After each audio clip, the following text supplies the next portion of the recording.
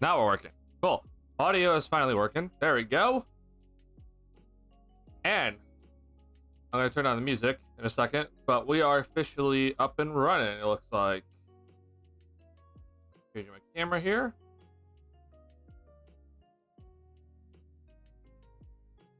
Okay. Bring up Discord for just a second here.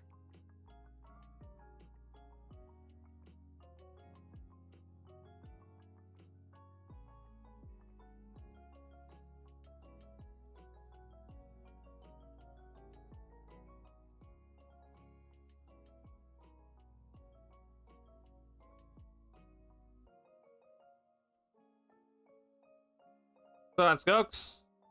How you doing, man? Appreciate you being here. Appreciate you checking in. So we're just getting started here. I need to send out something to my Discord, and then I'm gonna officially be up and running. So give me 1 second.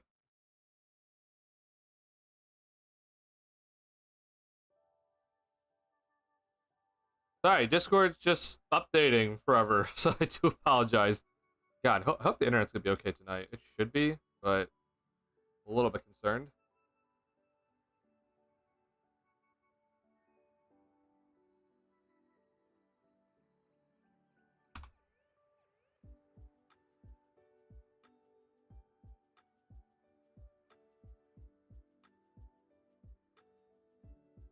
All right, Discord notification is sent. We are up and running. All right, y'all. Thank you for all checking in tonight. Wanted to make sure I got this stream in, as I think it's a pretty good time to go ahead and do a stream to kind of update everything and just catch up on everything right now with what's happening.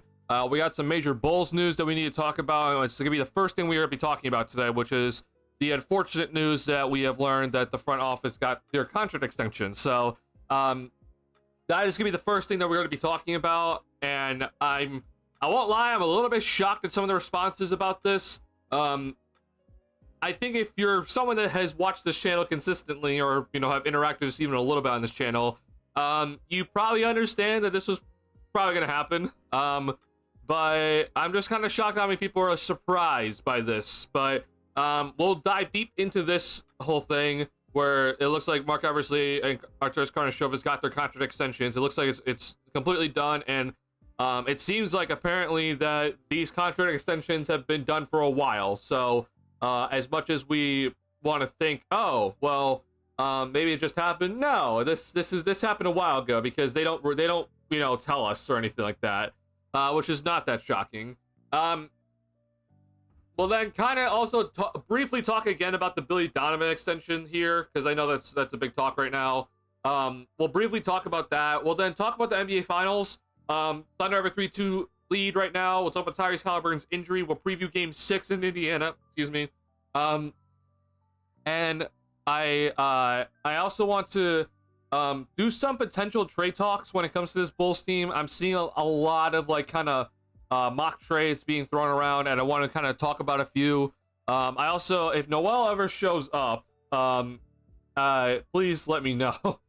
He should probably chat if he does show up. I need to apologize to him, because he suggested a trade with the Phoenix Suns and the Bulls and the Spurs last stream, and I'm just like, I don't really know how legit that is, but now we're getting all these rumors that, hey, this could be a legit possibility. So I do sincerely apologize to Noel about that. I want to personally apologize myself to say, I don't know about that one, but it seems like it's actually pretty legit. But first things first, though, I do want to shout out the Discord at the start of the stream. So if you have not already joined our Discord channel, please go ahead and do so. I'll go ahead and post a link right now that is the current invite link to the channel in chat right now. So if you like my content and want to keep up with my content here, go ahead and join the Discord. Please go ahead and join. I think it's a pretty good place overall. Couple other Bulls news just here and there we'll talk about. Montes Buzelis looks insane. I want to go ahead and talk about potentially what the future of Buzelis could be. I have some ideas as well when it comes to that. But first things first, unfortunately, we do have to break this down. Before we get into it, though, make sure you hit that like button on the stream. Helps me out a lot. And we have to break down this unfortunate news. What's going on, Darius? Appreciate you being here, man. Do I need to turn up the music now? Now it's not registering for some reason. Okay, there we go. All right, y'all. Get ready for potentially a rant here from me. I'm, and it's kind of funny because I should be ranting about the Bulls themselves, but I might rant about the fan base instead, which is bad of me, and I know it shouldn't. This is not what I should be doing, but I might do it. But we gotta unfortunately talk about this and the reaction that it got. So, Drew Stevens, who is part of the Bigs Media and does a fantastic job with his work, he released on the 17th, yesterday, that on the heels of Bulls and Billy Donovan have begun contract negotiations, which is not that shocking. We've been kind of hearing about this for a little bit. It seems like Arturas Karnisovas and Mark Eversley have already had their deals extended. So congratulations to the front office. The front office that has been one of the worst front offices in the league have gotten contract extensions, and we have had absolutely no idea about it. No announcement, nothing to be said about it. Shams didn't hear about it, nothing. We got no word from any Bulls PR that the front office, Arturas Karnisovas and Mark Eversley, and probably other people as well in the front office have been extended. No word about it whatsoever. Which is just, it's so frustrating because it's like, I understand that there's a lot of people that think, oh, it's not really that necessary to announce this sort of stuff. To me though, I think this should still be announced. I really do think though that this kind of shows how much that the Bulls just try to stay out of the media, especially this specific front office. Like, they do not want to be in the headlines at all. They just want to coast, and they don't want the criticism that comes with getting what their job entails. Their job is to go show up in front of the media when it's required and not do anything else. Clearly, these guys just honestly, they just come in and they honestly feel like they just like, yeah, we're cool. We're just gonna be here and chill and just collect checks. So if you are a person, okay, and I want to make this clear what I'm about to say here, all right? Now, I don't want my words to be just twisted or to suddenly just, taken out of context here. But first and foremost, if I'm not mistaken, okay, when Billy Donovan got his first secret extension, apparently the Bulls front office also got secret extensions at the exact same time. So if you're wondering, like, I don't think this is the first time that this has happened, all right? This has been something that has already happened under this iteration of this front office, okay? And also with this current coach, all right? This secret extension for the front office and the coach this is not new, all right? And the reason why I bring this up, now correct me if I'm wrong if I wasn't right, but I'm pretty sure I was right about that. But the reason why I bring this up is because there are so many people that, if you look at just the quote tweets from this specific tweet from Drew Stevens, but there are a lot of people that we're talking about, like, they're just baffled by this decision. They cannot believe that somehow, some way that this front office got extended. And I'm like, I'm sorry. What? Like, how in the world do you, as a person that I personally think that you follow the Bulls a lot, okay? Not saying that you're a diehard or like you just do a lot, you follow the Bulls a lot, you tweet about the Bulls a lot, like you get into active discussions on Twitter about the Bulls, okay? And I see some people that I know that they're very much aware how this Bulls team operates, and they talk about all their opinions consistently about how much they think that Josh Giddey is going to be the next thing for us, or they think that like trading Kobe White is a horrible decision or anything like that. So like they have their own opinions, but somehow, some way, when this news is announced, you're flabbergasted. You're just like, what? Like how is this possible? And I'm just sitting here looking at a bunch of tweets, and I'm looking at some stuff on Bleacher Report. I'm looking at overall just random stuff about this, and I'm just like, if you have any sort of sense of this Bulls team, you should not be shocked whatsoever. Like there should be no surprises when it comes to this Bulls front office being extended for you. I'm sorry. You just should not be shocked whatsoever. And it's really frustrating to me to see this because let me be clear again. This should not bother me. Okay? Like, what other people think should not bother me. But at least for me, what this makes me believe is that there's a part of our fan base that actually thinks that what the Bulls are trying to do, or specifically what Reinsdorf is trying to do, or whether it's Jerry or Michael, they have like full belief in them for some reason. And I'm like, I appreciate you trying to support this team. I appreciate you being a diehard. And you know what? I'm never going to ever tell someone how to be a fan for a team. So if you want to go spend money at a Bulls game, go spend money at a Bulls game. Okay. I will personally not be following your footsteps, but go ahead and do that if you want to. But that sort of reaction kind of tells me like, oh, this fan base is messed up. Like, they've fallen for the Kool-Aid from Reinsdorf, from ownership, from the front office. They've fallen for it. And that really just irks me, because all that tells me is that ticket sales are just going to continue to be up and attendance is going to be high. Like, if it was up to me, I would not have people going to Bulls games to basically show the ownership and show the people running the organization like, hey, what you're doing is not enough. It's unacceptable. Fix it. Okay? Because the only thing that matters to the Reinsdorfs and to this Bulls organization is if they're profitable at the end of the day. But obviously we're the only Chicago basketball team, so they're going to get all the fans, right?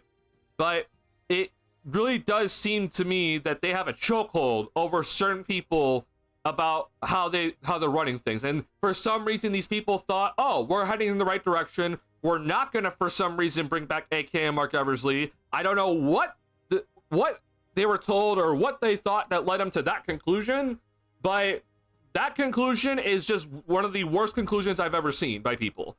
I made a tweet and it's gotten some reactions to it, and there's still some Bulls fans that are coming back at me saying like, no, I think they're actually doing what they're supposed to be doing. I'm like, listen, this front office is doing exactly what they're supposed to be doing, right? The Reinsdorfs just care about selling enough tickets to make sure that they're profitable at the end of the day, and hopefully they get an extra home game at the end, right? That's all they care about, right? They don't care about anything else. They just care about that extra home game, right? But when it comes to actual, like, pure winning expectations, right? Doing the proper things to go and win as an organization, those expectations are not in this organization. Not at all. Not anywhere in this organization are they actively trying to think of, hey, how can we get closer to a championship? That's not part of this organization. And, if you've been following the Bulls at least for a couple of years, I would hope that you would have figured that part out, but I guess not. And that's just kind of shocking to me. To see so many of the fan base being like, what? Like, how? Why would they do such a thing? I'm like, if you're someone like me, I've been expecting this for a long time. I've been expecting this front office to be extended for basically since their last extension. Even if you think that the Reinsdorfs are even considering like, oh, these guys are not doing a good enough job, they give Garpax a long leash, and Garpax were not doing a good job either. But did that matter at the end of the day? They're still selling enough tickets to make sure that they're like top 3 in attendance every single season. So at the end of the day, it doesn't really matter how good of a job these guys do in terms of actually building a winning team. But in terms of selling enough tickets to make sure that this team's, just good enough to hover around 500 to keep the fan base interested, they're doing a spectacular job at doing that. And they will continue doing that and continue collecting checks from this organization and continue to make the Reinsdorfs happy as long as they're around. Okay? I don't know what people thought of that. Oh, we're not going to bring back AKME Mark Eversley. Like, I don't know what led them to that conclusion. They're probably going to be here for at least the next 5 seasons, maybe even longer. I wouldn't be shocked if it's even longer. Okay? This is not abnormal from this Bulls organization to give out secret contract extensions to bad front office executives. This is not new. This is how they operate. This has been the thing for a long time. It's the Reinsdorf way. This is not shocking. Therefore, it's also not shocking to see that the Bulls were trying to talk with Billy Donovan, and when Billy got his first contract extension, it was kept under the rug, and Billy didn't even announce it himself. All right? This is not shocking. And I'm just surprised at how many people find this shocking. This is not shocking.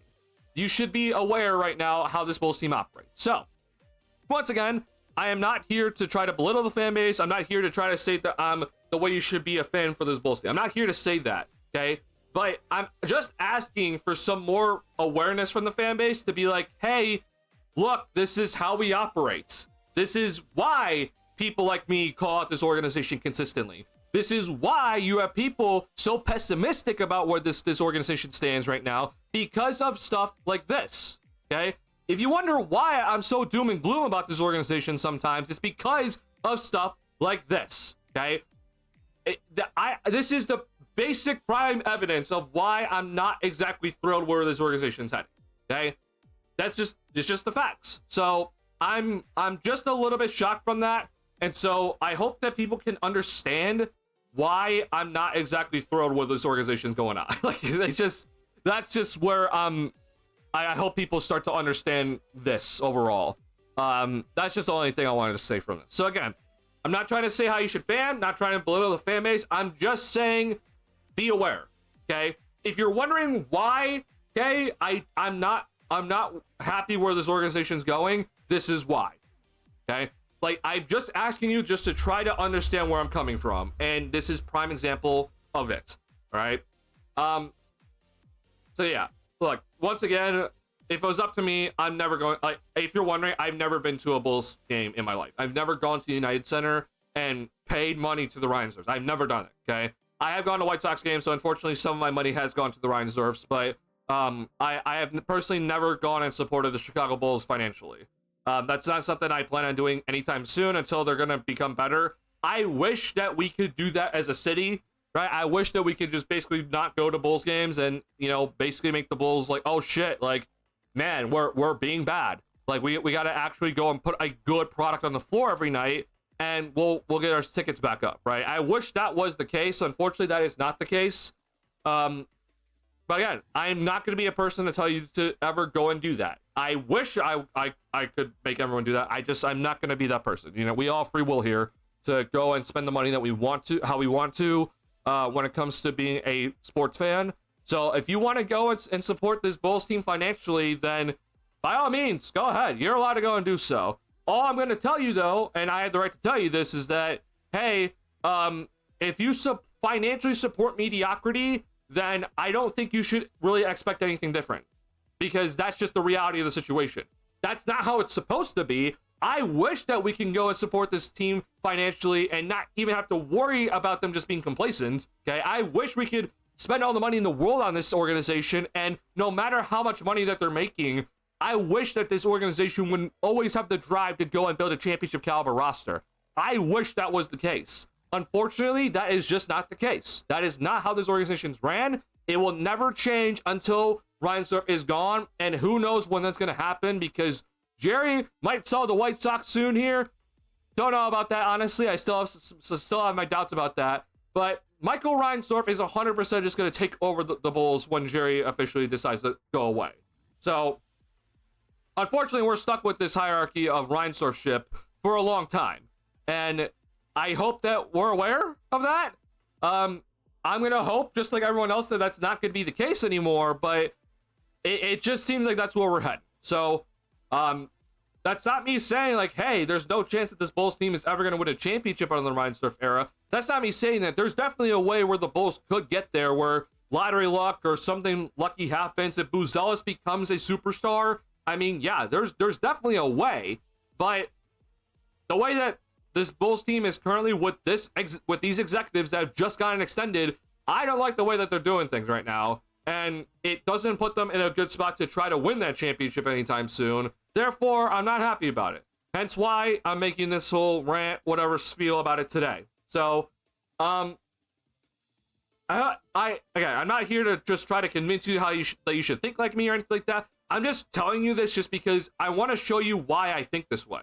Like, why am I pessimistic? If you came on this channel 3 years ago and listened to or watched a couple of my streams, bro, I was very much still upbeat about this Bulls team, even with, you know, DeRozan still being here, and like I wasn't the biggest fan of him at the time, but like I was very upbeat about this organization still because I thought that there's always ways to, you know, the Bulls are trying to win now, but it's not necessarily working. There's always ways to kind of work around things, but the Bulls then decided to make some pretty horrible moves past that, and I'm like, man, I feel like we are genuinely stuck in purgatory with where we're currently at. No extra draft picks, you know, no young talent really, no high lottery young talent besides maybe Buzelis, which we were lucky to get.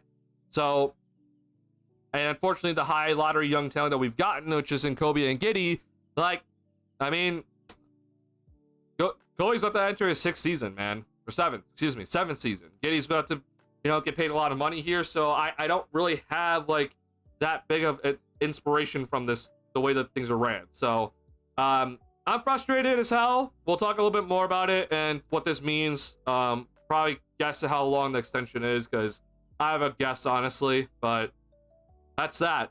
Let me get to chat here. Jared's just like AKME, just afraid of change.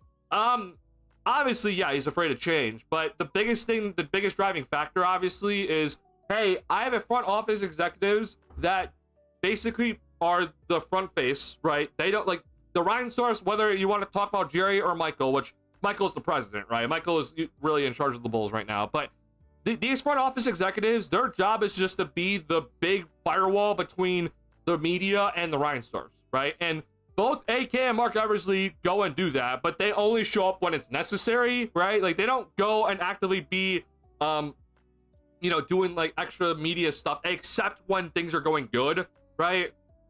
We'll sometimes see AK go on the radio every now and then when like the team's playing better, but we'll never see him go on the radio when the team's playing poor, okay?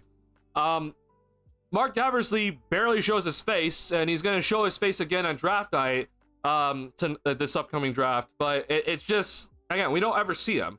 But what they've done for the Reinsdorf is that they've built a team that is mediocre but keeps the fan base just enough interested to get the ticket sales up, that they're fine. So why that, if that's the expectations, if that's the goals, if that's the financial goals in this organization, then they're meeting them perfectly fine. So no changes needed. They've hit their goals, right? It's really stupid as hell goals. I hate the goals, but those are the goals. So of course these guys are going to get extended. They're doing their job perfectly as Reinsdorf has told them to do.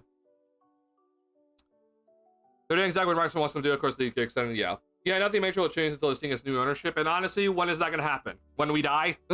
Like, I don't know, man.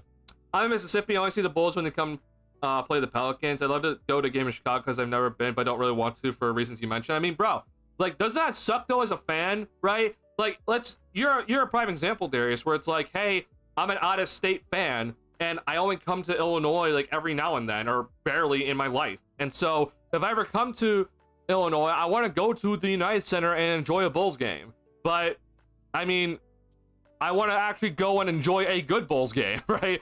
Like, if the team is just gonna be mediocre and bad, I don't want to just spend my money on it. But if I spend my money on the current team, then we're going to continue this path, right? It really does suck.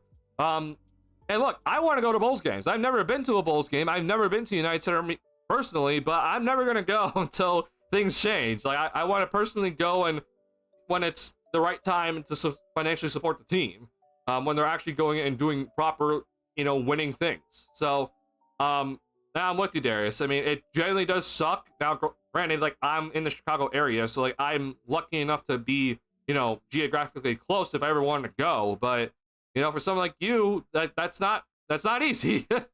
So yeah. Register for Chicago, but okay, got you. You're registered for Chicago. Okay, I see. But I mean, either way though, right? You're in Mississippi now, right? So it's not like it's easy right now, especially now, bro. I'm a fan for my whole life, and we love you, United Center, but yeah, honestly, man. One Bulls game in St. Louis back in 04. It was a preseason game against the Cavs with young LeBron. The Bulls had a great draft in 04 with all those players they drafted. Oh man, bro, back in 04. Ooh, yeah. That's awesome though. You got to see a young LeBron. Like that'd be a very awesome thing to go and witness. St. Louis, that's actually really cool to actually see that. St. Louis is also, I've been to St. Louis. It's a good city. Or at least I enjoyed my time in the city. I don't know if it's a good city or anything like that, but I enjoyed my time in St. Louis. But yeah, that's actually really awesome. I grew up in Chicago. Okay, gotcha. Cool. Yeah. But I mean, either way, though, I mean, people leave Illinois. So, I personally would like to stay in Illinois for a while if it was up to my decisions. And for now, it seems like I'm going to be staying in Illinois for the time being, which is good. But obviously, life happens. So, man, like there's people that are in California that are Bulls fans, and they come to Illinois like once a year. And if they want to go to a Bulls game, hey, go to a Bulls game. I'm not here to stop you, man. Go and enjoy it. But if you really want a good basketball team from your Bulls, I don't know, man. It's gonna be rough. Good luck, man. I'm not gonna be a person to financially support this team until that time comes, man. So yeah. Overall, man, it just it really does suck that we're in this position. But again, this is not something that we should be shocked at, unfortunately. Just not.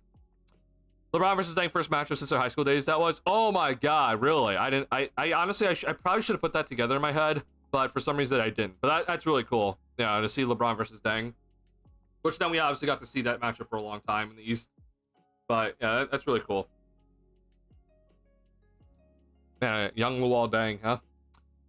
All right, just a really brief kind of outlook on this for AKA Mark Eversley. So I'm trying to remember when exactly the last time they got extended, and I want to say it was 2022. I have to go and look at that. Oh, let me do a brief search here.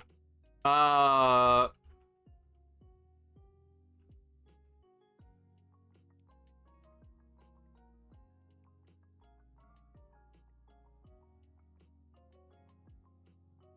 think that Bleacher Nation might have it.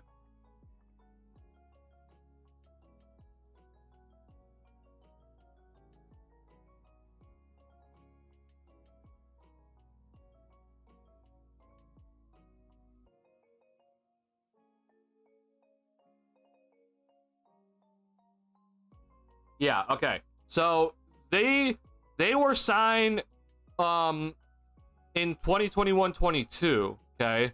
So this is what I'm remembering. The thing is, though, obviously, we didn't get word of this until much later, right? So we got word so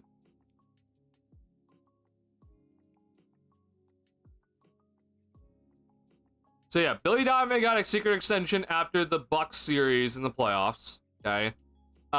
So Donovan's originally signed a 4-year deal with the franchise in the 2020-21 season, so that was his first year, right? And then he got the contract extension.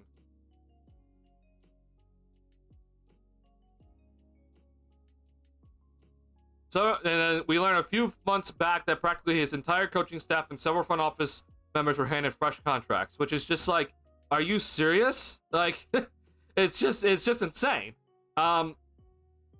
This is the reason why I'm so appalled by how the fan base reacted when the front office we got word of the front office got extensions, right? Like, this is not abnormal. We saw this specific front office, they got extensions already. They got secret extensions already. They already got this. This is not new.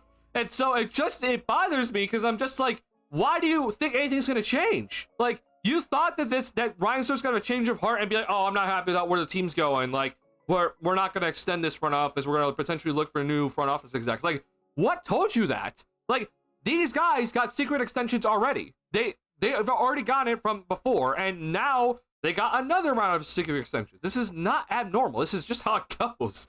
So I'm just like shocked from how the fan base reacted to it. I'm just like, what are you guys looking at? Like, am I just like living in some other sim that you guys aren't aware of or something? Like, it just was so weird to see it on Twitter. But basically though, from what I'm getting from this, so the Bulls they signed AK in March of 2020. So that was obviously the COVID times and everything like that. So there was a lot going on when they got their extensions. And then obviously we got word that they got their extensions in 2023. We got that word. We don't know really when it happened, but we're gonna guess that it was probably around a 3-year contract, and then they just got the extension, so it doesn't really matter about their last year. And so now we're in 2025, right? Just do the math, and it seems like that they just got their extension. Let's just say, I don't know, let's just say it was beginning of 2025 of the calendar year, right? So now what are we looking at? We're probably looking at another 3-year extension. It's not that shocking because the Reinsdorfs don't like to hand out long contracts, but I mean, that's kind of just my best guess. I don't really know though. But who knows? Like, I'm gonna guess probably 3 years at the end of the day. Other than new ownership, the only thing that would change if we look into number 1 pick again, and it's someone generational or like really good like D-Rose. Yeah, that's kind of where I am at. Also with this Bulls team, is just like, if they're gonna go and try to win a championship, unless they're gonna suddenly become like active suitors in free agency, which maybe they do. I don't know. History says no. Then yeah, it's like you need to either get like number 1 overall pick or number 2 or something like that, or you have to luck into like a Giannis level talent, not in the top 3 picks, right? Which maybe it's Buzelis. I seriously doubt it though. As much as I love Buzelis, and we'll talk about him in a second here, I don't think he's going to become a superstar. But yeah, that's kind of the way. Honestly, that's like the only thing I really see. Jared will let Paxton leave the Bulls and go somewhere else. He got a lot of money just to do no. Oh, I mean, yeah. I mean, Paxton was just sitting there and just doing absolutely nothing. And it seemed like, honestly, Paxton, when he was vice president of basketball operations, like it kind of felt like Gar Forman in some years was doing a lot of the work, which is just a horrible decision. So yeah, it's just all over the place, man. This is probably a 3-year extension, or at least I hope it's no longer than 3. So yeah, I do think it's probably another 3-year extension, just because the math just maths out, right? It really is annoying if that is the case, but I think honestly what it sounds like is just that the front office is just going to continue to just get 3 years. Like every single contract extension is just going to be another 3 years. Maybe, okay, so if we're going off of, if like 2020 obviously was when they got hired, right? So if we're going off that, or was it 2019? I have to double check that, but hold on.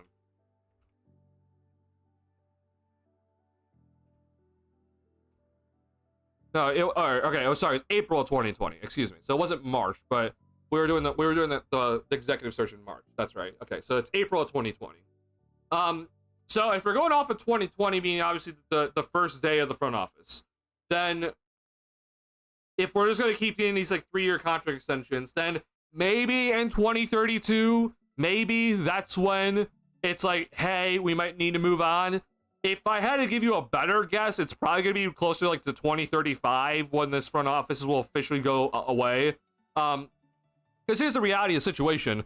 They're not going to get poached, okay? Like, if you're thinking, oh, please, some other team come and save us, right? Like, I promise you that there is no other team in the world that is going to come over and poach AK and Mark Eversley from this Bulls squad, okay? Like, why would any other team try to, you know, buy out their contracts from Reinsdorf of all people and poach them and have them run their front office? Like, that, there's no way in hell that is going to ever happen. I know Mark Eversley just recently, I don't know who it was specifically for, but I know Mark Eversley did get, maybe it was for the Nuggets, I have to double check that, but I know Mark Eversley got, like, he had potentially, like, some interview or something like that with being, like, you know, potentially leaving the Bulls, but like that obviously didn't happen.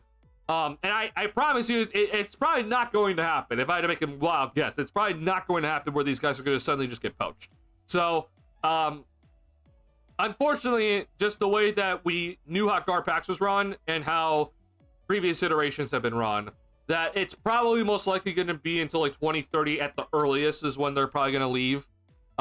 Whether that's just them retiring, you know, they collect enough checks and they're done, or it's, you know, the ownership has finally just had enough of them. Maybe there's some sort of tension that actually eventually starts to pop up where it's like, oh, the ownership and the front office are officially having they're finally butting heads and they're not happy with each other for once. It's like, oh, wow, look at that. Finally that happened. But who knows, honestly. I seriously doubt, though, it's ever going to happen earlier. So 2032 was probably the earliest. Then 2035 is probably the best next guess, which is just, God, I'm so depressed just hearing that. But all I'm just gonna say though is don't expect anything to change. Like, what I'm trying to tell you, if you're Bulls fans right now, is that you should expect in 2038 to hear about another secret contract extension for the front office. Like, that's what you should expect, right?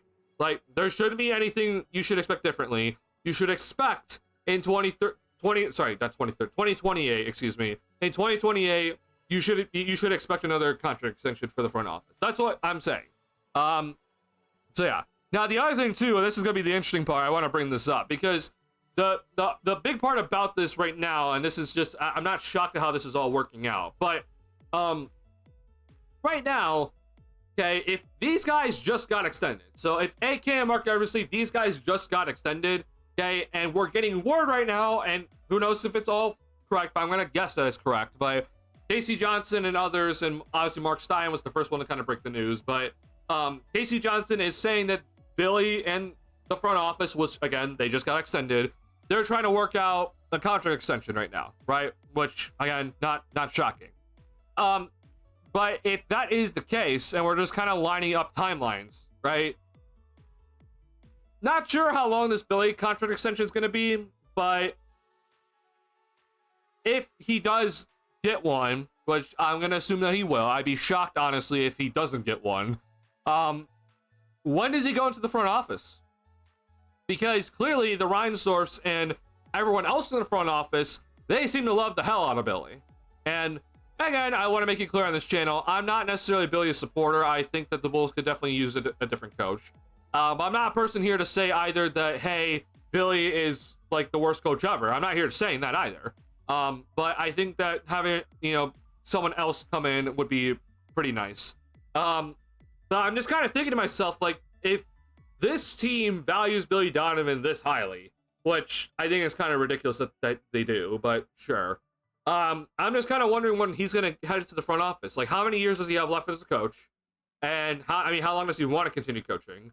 But when does the ownership decide, hey, we're gonna send you a big bag of cash to come and be, some sort of advisor, or I don't know, maybe take over from Mark Eversley, or just be an assistant GM. Like, I don't really know what it means, but like, when does Billy become someone in the front office soon? Because clearly this is the trio that they all seem to absolutely love each other, and the Reinsdorfs also love these three. So when does Billy head in? My guess here, I'm just kind of making a wild guess. So, like, I think Billy's going to continue coaching for at least the next 5 years. Whether it's still for the Bulls, I don't know. I'm going to make a wild guess and say that he's most likely going to stay with the Bulls for the next 5 years. I mean, like, come 2030, like, maybe I could see Billy heading to the front office as some sort of assistant GM or something like that. The only thing I want to just bring up is, like, if you're thinking, oh, that's kind of early, Brad Stevens went from being a coach from Butler and coaching for, what was it, 8 years for Boston? I have to double check the amount of years, but I think it was around 8 years for Boston. And then suddenly he's thrown into the front office and he took over for Danny Ainge. So, I'm not saying that Billy's going to be the successor to AK and Mark Eversley. I don't think that's going to happen. But I'm just pointing out that when a team and ownership, like, really, really loves a guy, like, whether it's their coach or I don't know who it is, whatever you want to say, they tend to really put them in the front office, like, kind of, run the speed pathway to, like, get them in the front office, keep them around. So I don't know when that's gonna happen. It's gonna be very odd when it does happen, because I don't think Billy's done anything really that warrants him to be a front office exec in any sort of fashion. Brad Stevens, obviously, while he didn't get the Boston Celtics to a championship as a coach, he brought them to 3 conference finals, if I'm not mistaken. So maybe it's 2, but they went pretty far with Brad Stevens, and I think we could all kind of tell that Brad Stevens was a damn good coach. So, I'm not entirely sure when it's gonna happen, but I think it is something to just kind of keep in mind when it's like, all right, I doubt we're ever gonna get the details for Billy Donovan's contract, because the Bulls never released those details, and trying to dig for those details is just a pain in the ass. But don't be shocked, man, if come 2030. Billy Donovan is suddenly part of the Bulls front office, and we're looking for, Billy Donovan III is now the next head coach. Like, don't be shocked, man. I'm just pointing that out. Prepare for the worst, all right? I know a lot of people, I know there's some people that support Billy. I'm not necessarily one of those people. Not saying he's the biggest issue with this Bulls team currently. He's not. He's not the biggest issue, but Can we have a better coach? Yeah, I think we could. I personally would like a different coach right now, but you know, I don't get what we want. When I get tired of coaching, yeah, I just don't know when that's gonna happen. I'm actually interested. How old is Billy right now?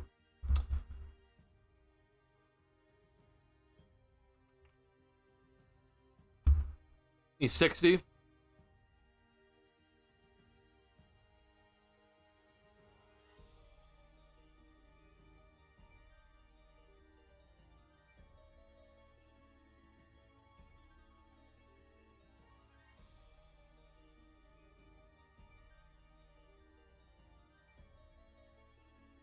I don't know, man. So 65 then, right? 5 more years, he hit 65. Like, go and be in front office exec. Sounds pretty good to me, man. I don't know. Maybe it's like 3 years instead. He's actually a little bit older than I thought he would be. So maybe it's just like 3 more years. Maybe he gets like a 3-year deal, coaches for another 3 years, and then heads to the front office. But I fully expect Billy to be part of this front office. Obviously, Billy Donovan III is on his way up soon, so I just fully expect Billy to be part of this front office, and then his son taking over as some sort of coaching fashion, which is gonna suck, but I'm ready for it.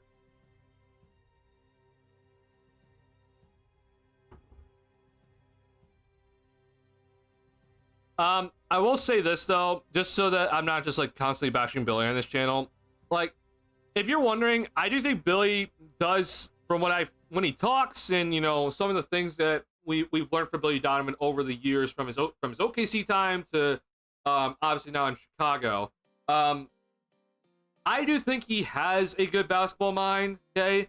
I just always like to just bring up though that I think that there's a major difference between being an analyst, being smart and understanding basketball, versus actually being a coach for basketball. Okay. I just think there's a major difference between those two things. And so maybe Billy goes to the front office and it actually might be pretty good. Like, there is a chance of that. But unfortunately, I just kind of feel like he's just gonna be like Jerry Reinsdorf's yes man, or whoever he's working under as their yes man, which is just really annoying. I do think he has like a pretty like good basketball mind, but again, I think that there's a big difference between being a, hey, I'm a good analysis of basketball, I understand the game well, I understand you know, how to do certain, like what's the, like, you know, certain adjustments here and there. Like I there's definitely some things there, but in terms of being an actual coach, to make sure that these ideas or your expertise is you're able to put on the players, like, there's just a big difference, man. Coaching, there's a lot more emotional side to it, and sometimes I don't know if Billy really has that in him. So maybe he goes into the front office and it fits him better. But in terms of being a coach, I do think that there's some things that Billy could always work on. In-game adjustments are always the biggest thing. Because sometimes I try to give Billy credit sometimes when it comes to like recognizing problems that are happening on the court, but sometimes I just look at, I'm like, hey, like, why is it, maybe it's not him, right? This is just kind of my like little thing I throw out. I'm like, maybe it's not him, where it's like, hey, he recognizes what's happening, but it's a problem for him to try to actively implement what he's trying to say to the players and actively get them to adjust on the fly. It's not easy. I understand that you have 5 guys in a court and trying to get them to one hive mind, but it just seems like there's better coaches out there that can actively recognize a problem and be like, hey, we need to go and make this adjustment. Here's what we got to do, and the players just kind of immediately get it immediately. So I don't know. I'm not saying I know Billy personally, or I know Billy better than anybody or anything. I'm not one of those people, but I do think that there are better coaches to be out there right now, personally. So, expect this Billy Donovan contract extension to happen soon. Honestly, I won't be shocked. It might have already happened, and we just don't know. You would hope to think that Casey Johnson will get the word about it, but this front office has done a hell of a job of keeping things secret. This Bulls PR does not give a damn about telling the world, like, hey, you know, we just extended this guy, because they try to stay out of the media when it comes to that sort of stuff. So, it just expect it to happen. just don't expect an announcement to happen for it. Yeah, nepotism, yeah. My own personal theory on the Billy love is maybe it's AKME's attempt at mending the organization reputation with coaches. And don't forget the last front office Larry struck the coach before. So, you're right, but the problem is, I don't think that this front office so far, which first and foremost, right, like they fired Jim Boylan, which was the proper thing. But I don't think this front office needs to necessarily to like amend the like, you know, the kind of idea of like coaching in Chicago. Like, you can still treat your coach well and not re-sign him or not extend him. Like, that's fine. You know, like, you don't need to fire a guy to get rid of him. You could keep him for the contract and just move on after it. That's a perfectly legal thing to do.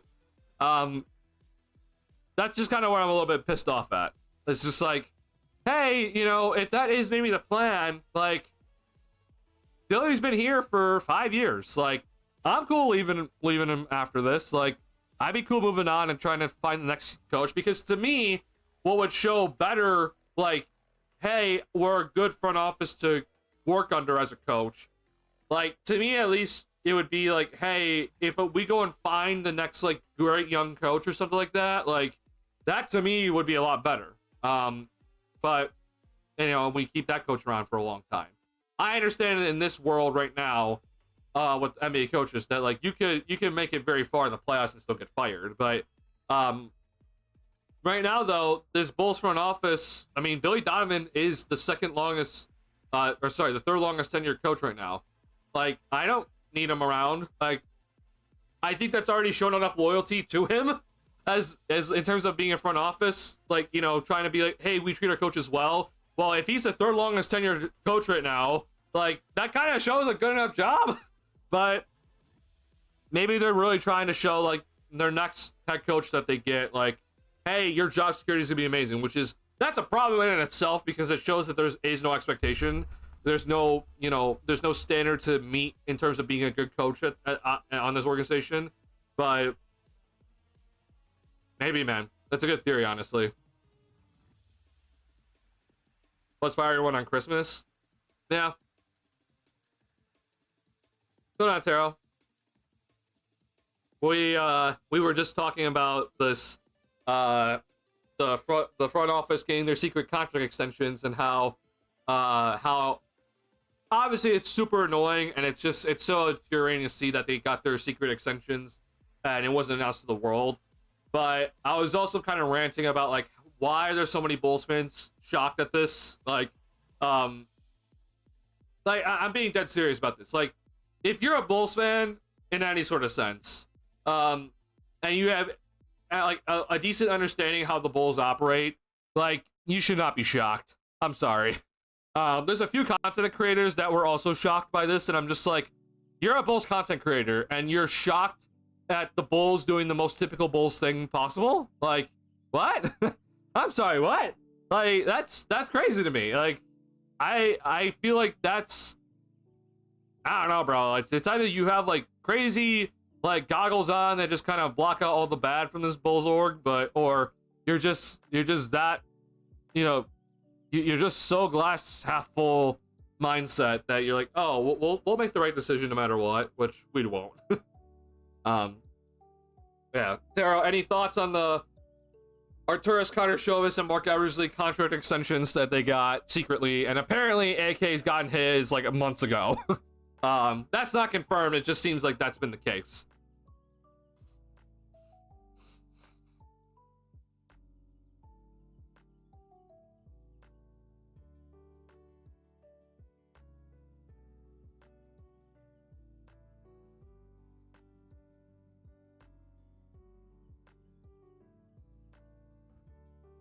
Are you just hearing this? Oh man.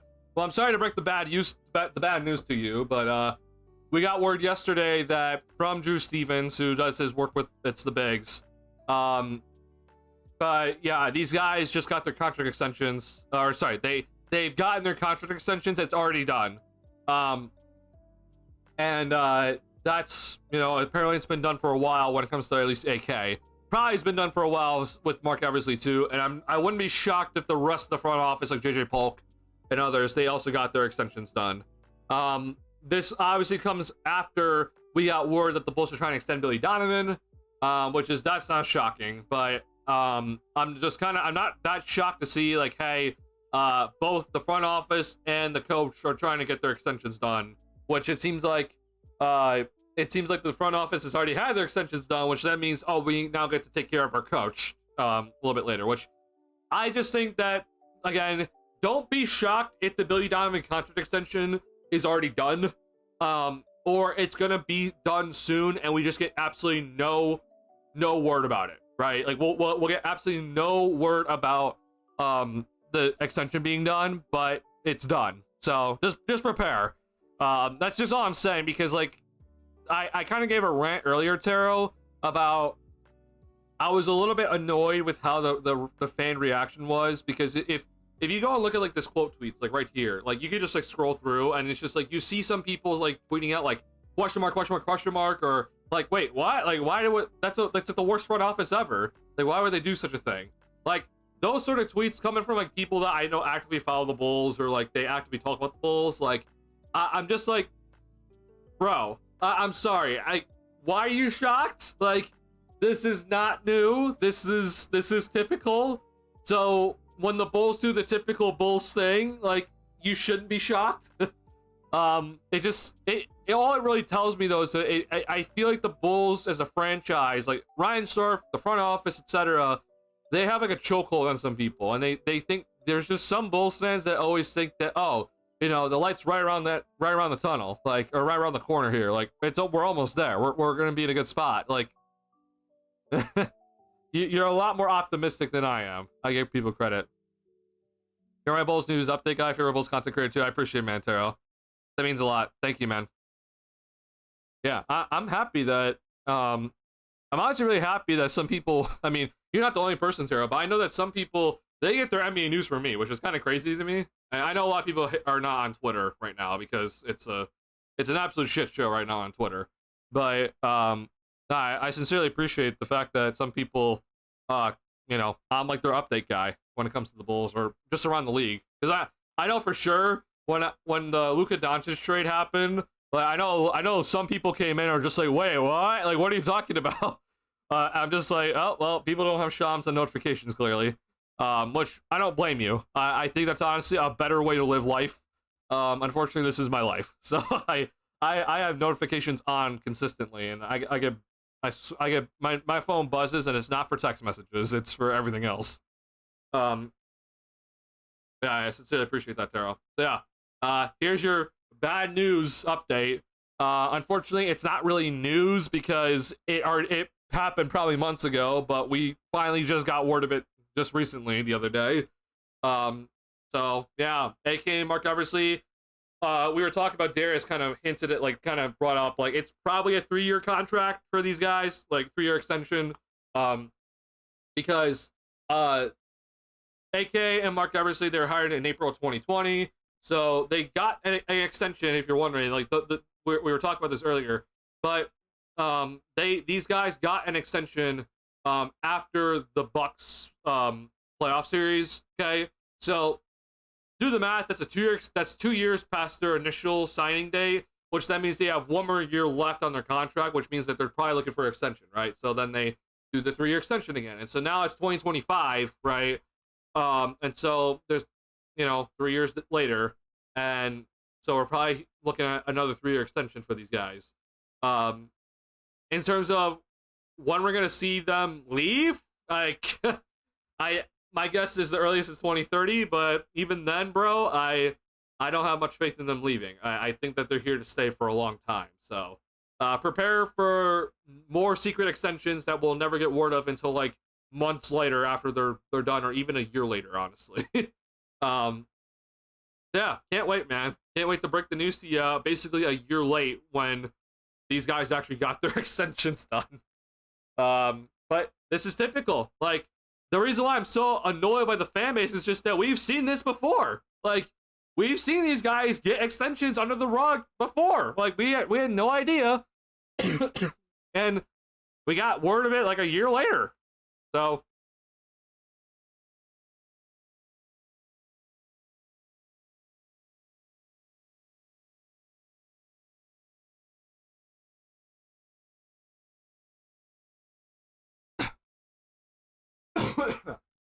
Sorry. Yeah, I'm annoyed that this is the fan base I support, or sorry, this is the organization I support, and we're running secret extensions as the way we operate. It's so stupid, but here we are, and we can't control it. Just how we have to operate. The Ryan Swift way. Maybe if fans get loud enough about it, they'll leave earlier than 2030. I worked with Guard Packs. So here's the thing about Guard Packs. I don't know if that actually was the case. Okay. It does seem like that John Paxson did decide to step down, which is what I think did happen, but like I don't really know how it all worked out. Maybe it was ownership, but it does seem like that John Paxson was like decided to finally like oh, I'm just done. The problem is though is that was it the fan base, you know, creating enough uproar about it that Paxson's like, you know what, I'm no longer the right person to run the Bulls, or is it that Paxson decided, yeah, I'm ready to hang it up?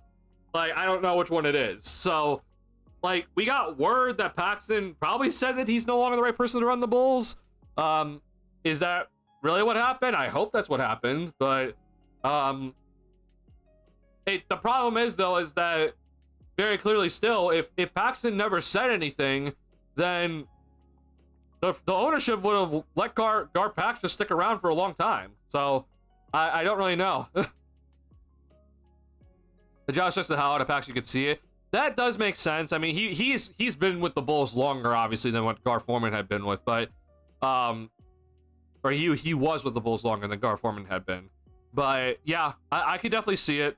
So I'm gonna assume that it probably was that he did step down, but that still doesn't give me like the best feeling because it's like, hey, the ownership still didn't give a damn. Like the ownership was just like, no, we're gonna keep you around until you say so. Like that's how bad it is. So maybe, man, like I just feel like unfortunately this front office like legitimately does not give a damn.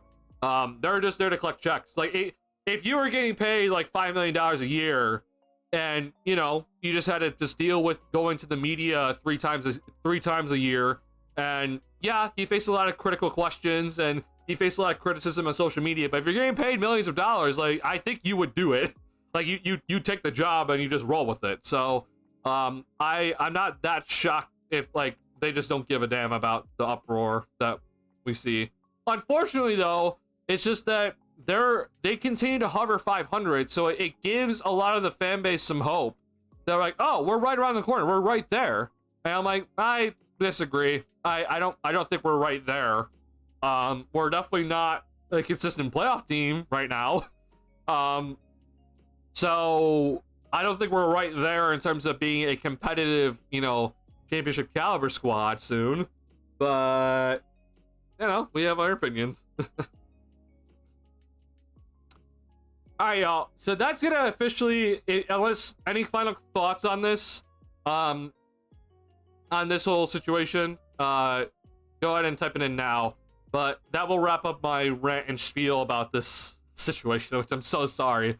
I spent an hour on this, so I do apologize for my spiel, but that's unfortunately we have to talk about this. This is our life as Bulls fans. We have to talk about this and break it down a lot. But if that is if we're done with this, and obviously we'll talk about it probably in future streams too, I do want to talk about a couple of trade stuff that I have been seeing.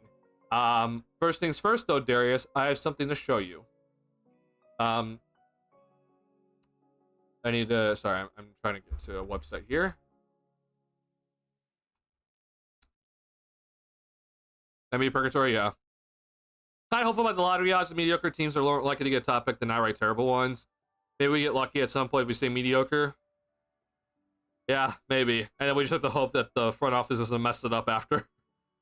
But yeah, hopefully.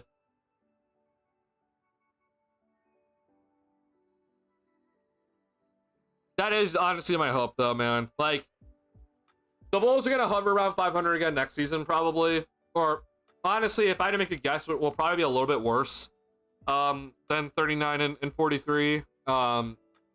Which, obviously, again, like, I predicted 31 wins. So the fact that he got the 39 was pretty astounding to me. And that's even with Levine playing well. Like I calculated Levine playing well. Now I didn't calculate that if you traded Zach that we would suddenly play better without him, but I do think though that Levine really helped them get a lot of wins early on in the season. When if they didn't have Zach, then they wouldn't get the 39 wins. But yeah, I mean, we'll see. Okay.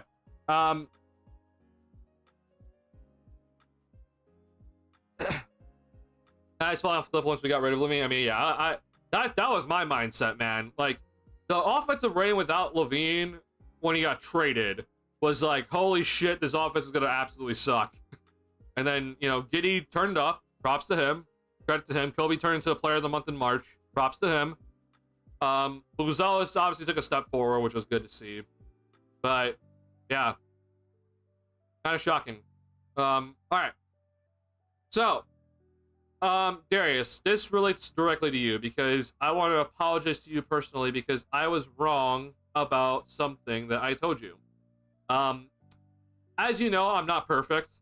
I am learning about cap stuff just as like on the fly as well sometimes. I'm not perfect, and the new CBA does kind of mess with me a lot because sometimes I mix up the old CBA and the new CBA rules.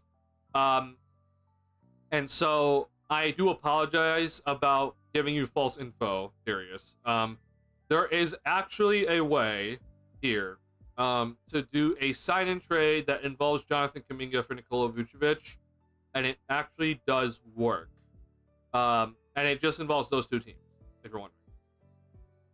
Now, I will just preface this by saying that I'm not loving the contract that it would require Kuminga to receive, but I am going to say that there is a world, and it's definitely not out of the realm of possibility. And I sincerely apologize for messing it up because I continue to mess up my rules when it comes to these the new CBA and everything. I continue to mess things up. So I sincerely apologize about this. But let me show you what I have learned, and this is just me playing around with some of the salary rules and everything.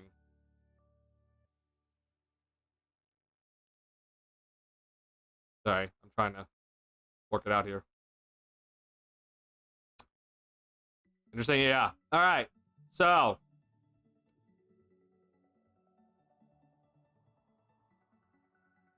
this move overall, it's possible. Let me just say this: it's possible. Is it like, so you're allowed to do this with the rules in place currently? Okay, so like in terms of like salary matching rules, it's legal. The problem is though is that we have to factor in obviously the luxury tax with the Bulls, right? The luxury tax is the hard cap, right, for the Bulls. It's not the actual hard cap, but it's the hard cap for the Bulls. So is this doable under the luxury tax? It's kind of hard. It definitely is. It's just it's gonna be difficult. But I'm gonna show you this. Okay, so this is a sign-in trade. Now again, it would probably require more than just this, if you're wondering. All right. But so forget the picks for a second, just all right. But or anything else, or if you're 1 of 3 team trade or something like that. But in terms of just straight up, does the Kuminga for Nikola Vucevic sign-in trade work? All right. This actually right here does work. Okay. Now I want to make it clear. For this to work, and I'm talking about like just barely working. Kuminga would have to make $28 million around here, or I don't know what the exact margin of error is, excuse me, but he would have to make basically around $28 million for this to work, okay? If it goes to 29 million, it already doesn't work. So yeah, I'm telling you, like, it has to be like this. And also if it goes below 28 million, like I think it goes like to 27 million. Also, I don't think it works either. I'd have to double check that though. But basically though, this sign-in trade here, if Kuminga makes $28 million in his sign-in trade, then this would work, and it would be able to take back Nikola Vucevic's contract. Now, why do we continue to talk about this as like, hey, this is maybe problematic, right? If you're wondering, like, well, $28 million should easily take back $21 million. But if you're not aware, when it comes to sign-in trades, if a player gets a significant raise, okay, from their previous contract, which Kuminga obviously would, because he's coming off his rookie contract, then that player is going to have to go through something called base year compensation when they are sign-in traded. So we call it BYC for short. But basically, though, that means when that player, so Kuminga, for example, is sign-in traded, then only 50% of his first year's salary is the outgoing salary for the team that is trading him away, right? So what that means, just to simplify it, if Kuminga makes $28 million in his new sign-in trade contract, the Warriors, when they trade out Kuminga, okay, they're only really the outgoing salary for them, which means that how much money they can take back, okay, is only $14 million, right? It's half, 50% of the salary, okay? So while Kuminga going to the Bulls, like, the Bulls have to take back all $28 million, but for the Warriors, they can only take back $14 million, okay? But it's $14 million plus then the salary matching rules. Now, the salary matching rules in this new CBA, okay,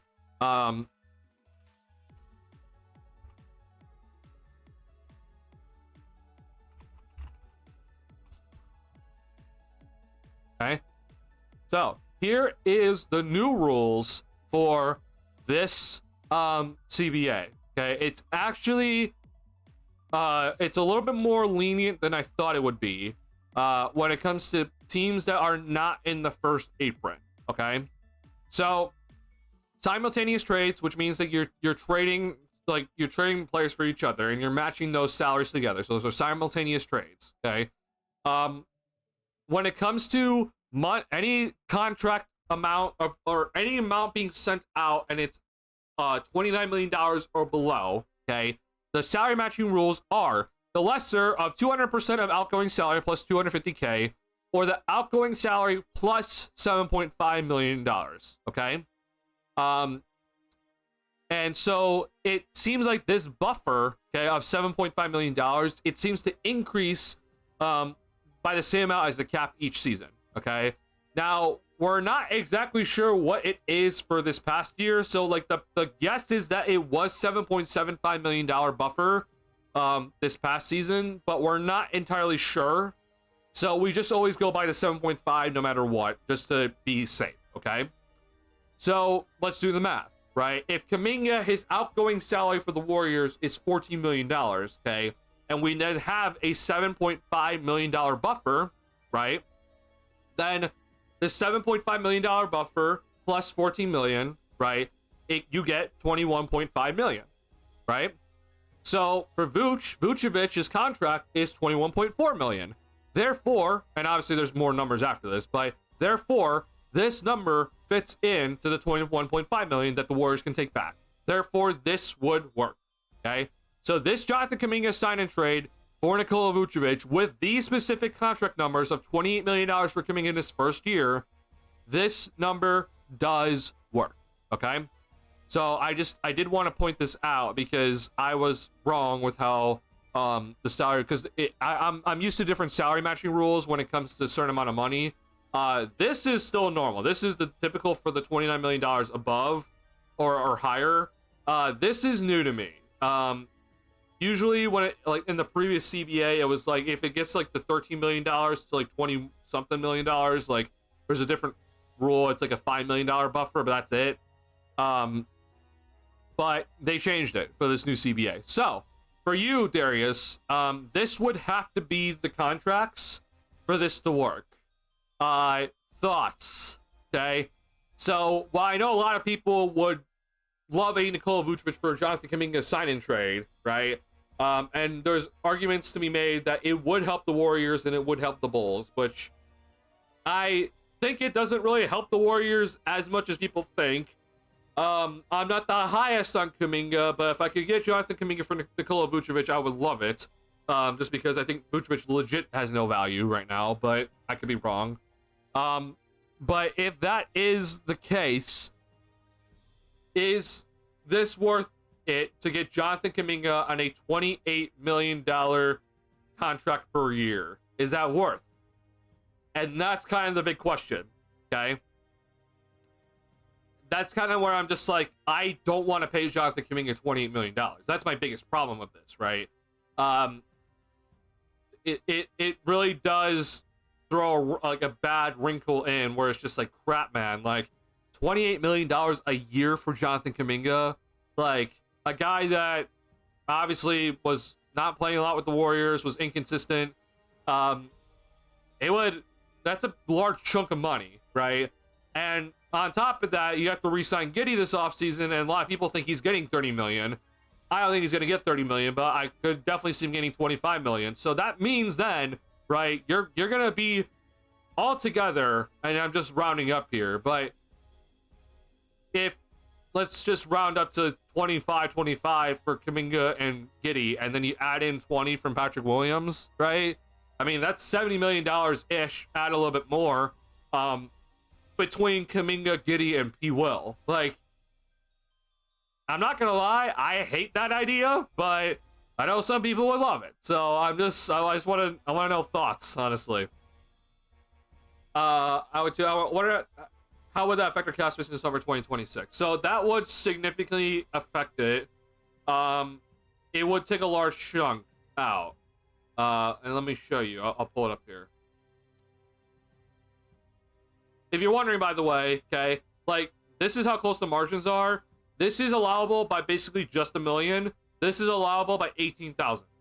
Okay, like that's the amount of, like, that's how close this is for this to work. Okay. Which is the reason why when a lot of the sign-in trades, when I thought about it, like, it didn't work mathematically, is because, like, we're working with these margins. So, like, if Kuminga is making instead 25 million, it doesn't work, right? Because 7.5 plus 12.5, right? You don't get to 21.4. So, that wouldn't work. So, to go and look at this, okay, this is the 2026-27 year. We have a ton of cap space, okay? And that's even including a Josh Giddey contract. So let's just go ahead and add in $30 million for Josh Giddey here for the 2026-27 season. So again, we're looking at having a ton of cap space in this offseason, all right? Right now, in total, with the current money on the books, and again, this is not re-signing a lot of guys, but we're looking at, with this Giddey contract being put into play, we're looking at $83 million total. The salary cap is projected to be $170 million. So currently, if Giddey got his $30 million a year contract, and we're just rounding here. But if he got $30 million, then right now the salary cap we have $86 million in salary cap space, assuming we do not add in any more people.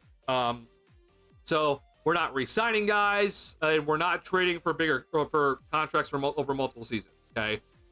That is the expectation right now.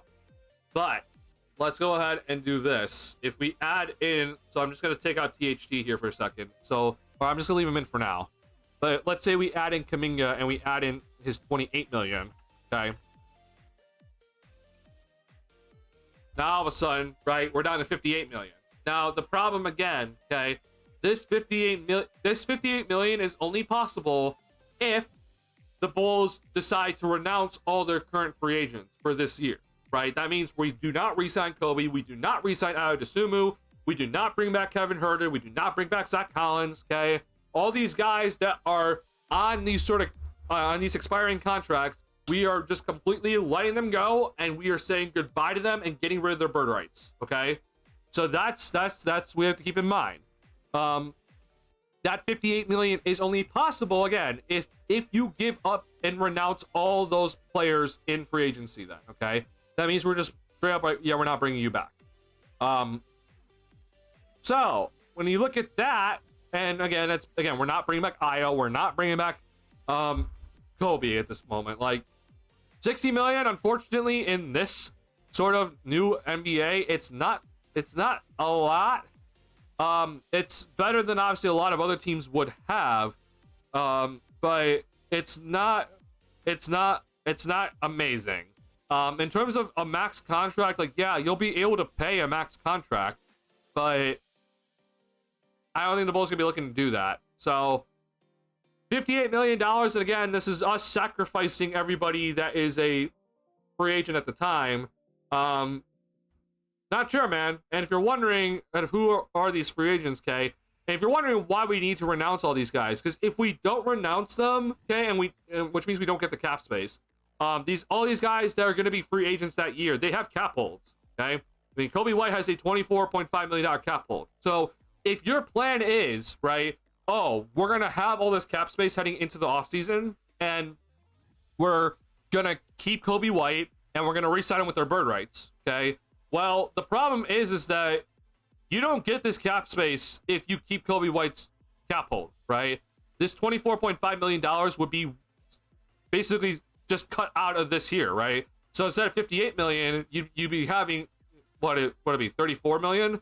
So automatically, again, you're looking at significantly less cap space if we keep the cap holds, which is why we have to renounce all these free agents to get the money, right? Kevin Huerter has a $27 million cap hold, right? Him and Kobe White alone would take up this right here. Like, if we keep both Kobe White and Kevin Huerter and their cap holds, they take up this rest of the salary cap, and we don't have any more salary cap space if we had Kuminga on our roster. So I'm just pointing it out. Not ideal, but so once again, Kuminga for $28 million a year, is it worth it? Not sure, man. Oh, Noel. Noel, I have something I need to formally apologize to you about something. So once we finish this topic, then I wanna talk to you. I need to formally apologize to you.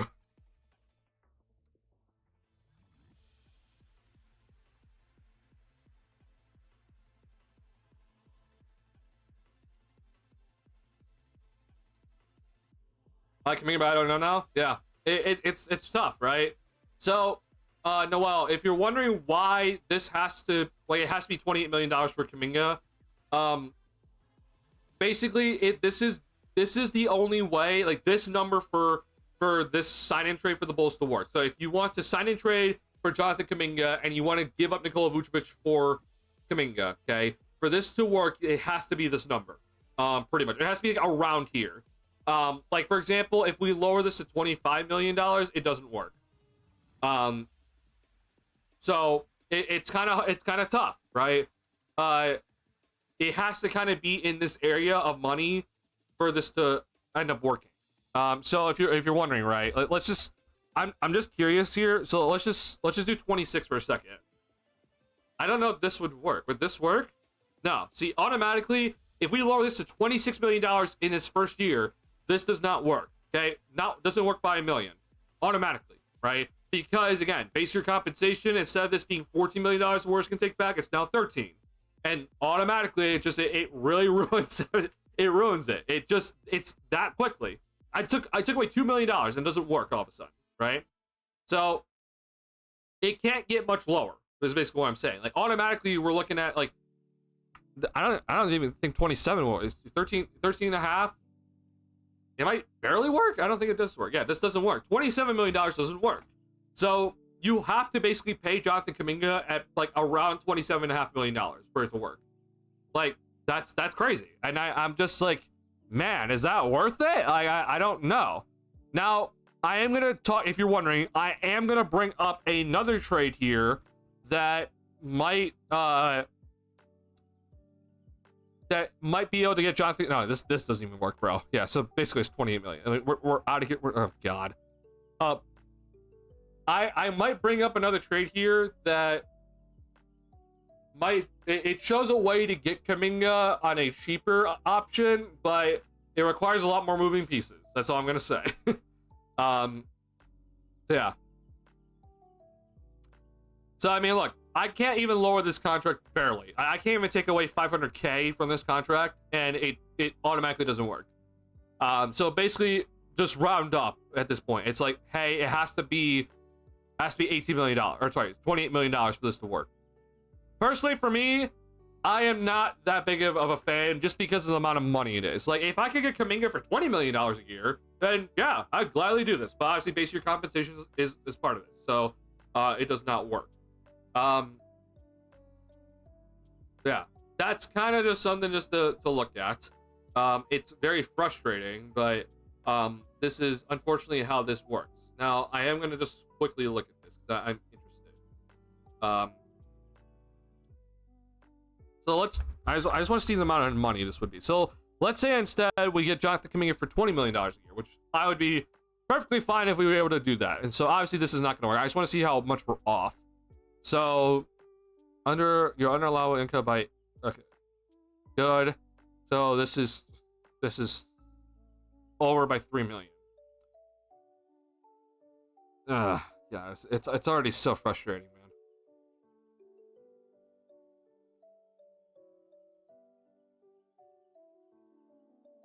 But like, this would theoretically work. We're not gonna get Pajimski. No, this doesn't work either. Oh my god, okay. So instead, all right, let's undo that. And now I want to. I can live at 22. Let's just say 22. How much are we under? 2. So this might work.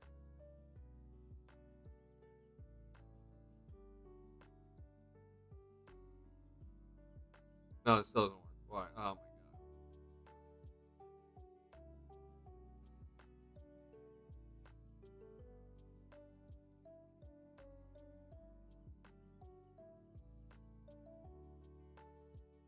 Okay, so this would work here.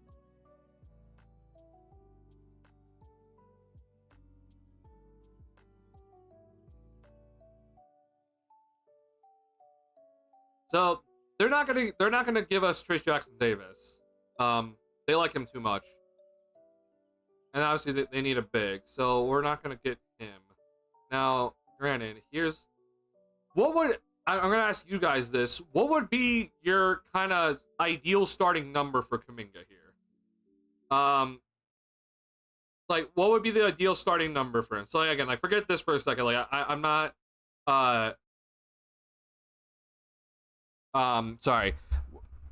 Forget these salaries for a second. It won't be 28 million if it's like starts at 22. But like, sorry. Ironically enough, like would this work?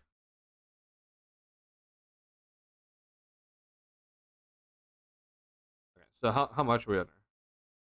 2.7.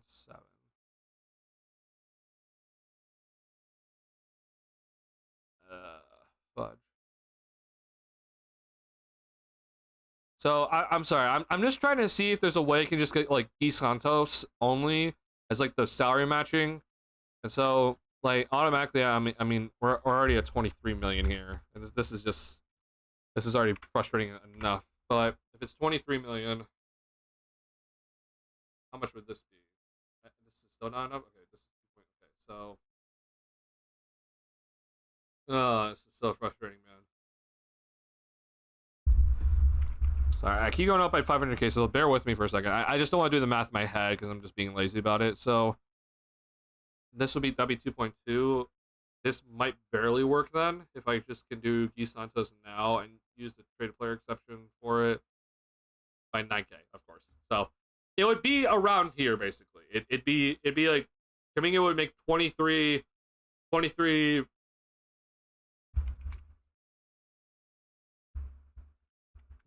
Well, let's just say this first. Let's just. I know this is so stupid, but it would be this. Okay, there we go. We finally did it. This is allowable by 115k.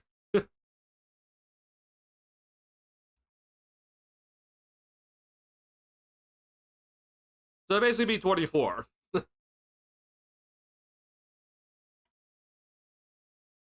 Is this worth it? Ah.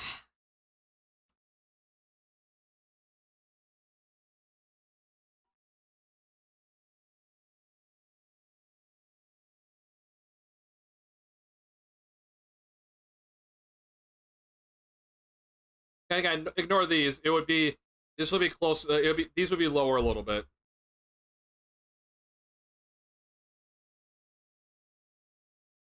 I don't love this either. So again, we'll just run up to 24 here. I don't love this either. It's a little bit better. Just because I mean I understand that it's like, oh, it's just 4 million. Like it does add up.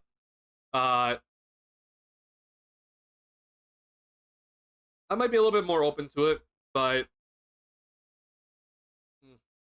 I don't know. Noel, again, stick around, Noel. I need to talk to you about a trade that you brought up last stream. All right, I want to go and pull up a trade here that I was shared.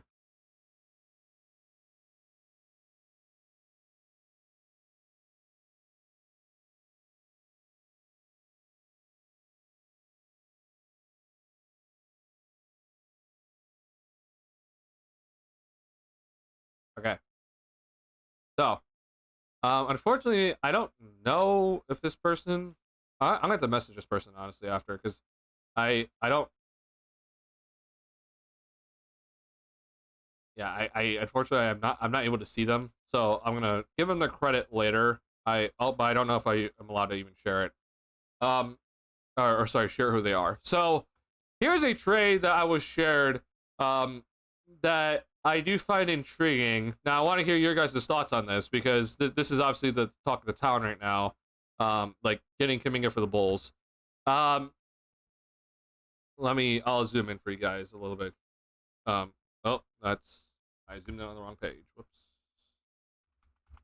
All right. So it for the Bulls here. I'm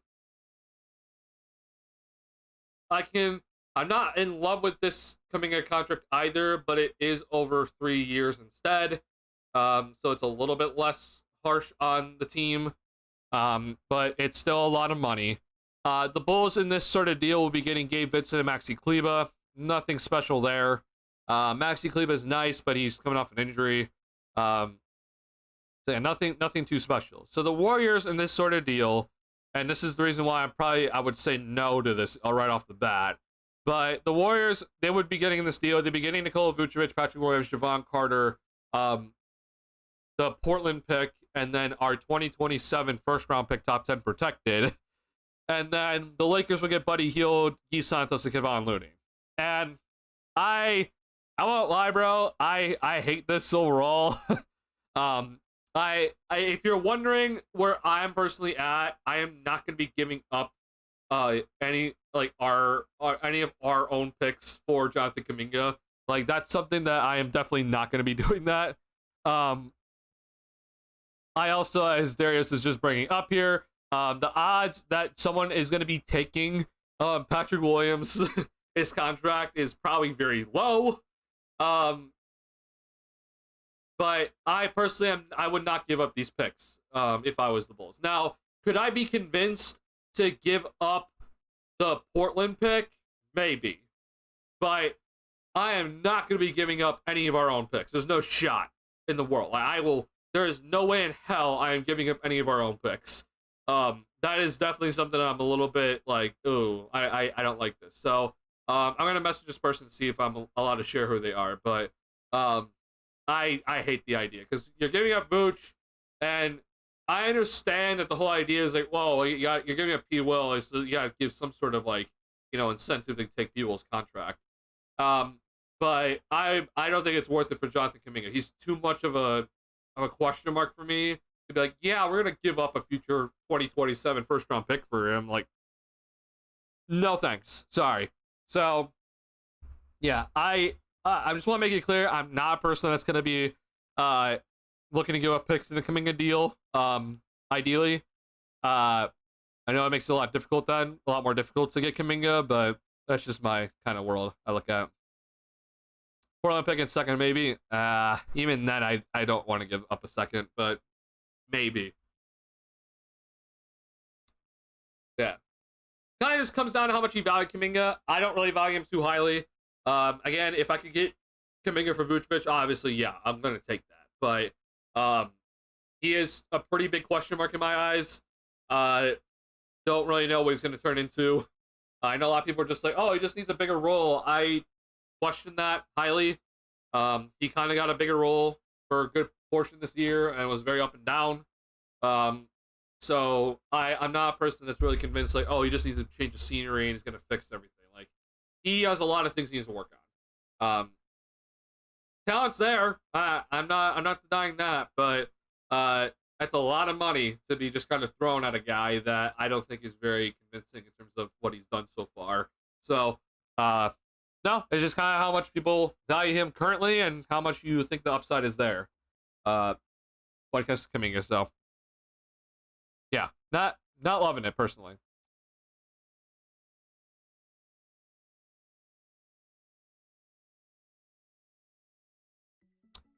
All right, Noel, are you still here? I hope that you're still here.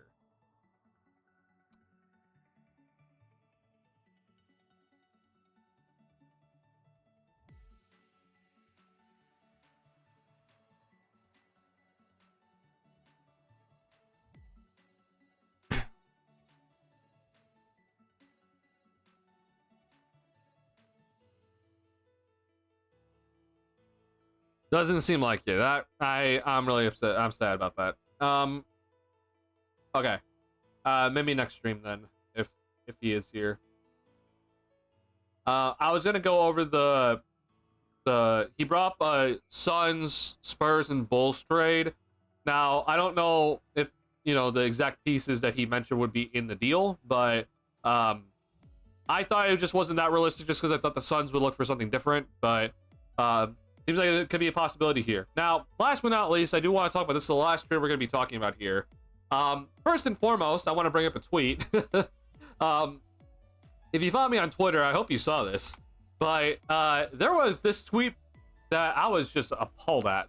I was losing my mind seeing this. But if you guys, apparently this is done by Six Rings, I think.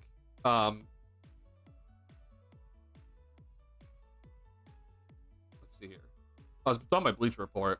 So I hope you guys saw this tweet. If you do follow me on Twitter here. Bro. So apparently Bleacher Report, they had a stream, and this is a tweet that involved Kobe White, okay, going to the Houston Rockets, and I want you to take one look at this return, and I want you just to think about it for 1 second and give me your final answer. Yes or no, would you accept this deal? Ready? 3, 2, 1, go.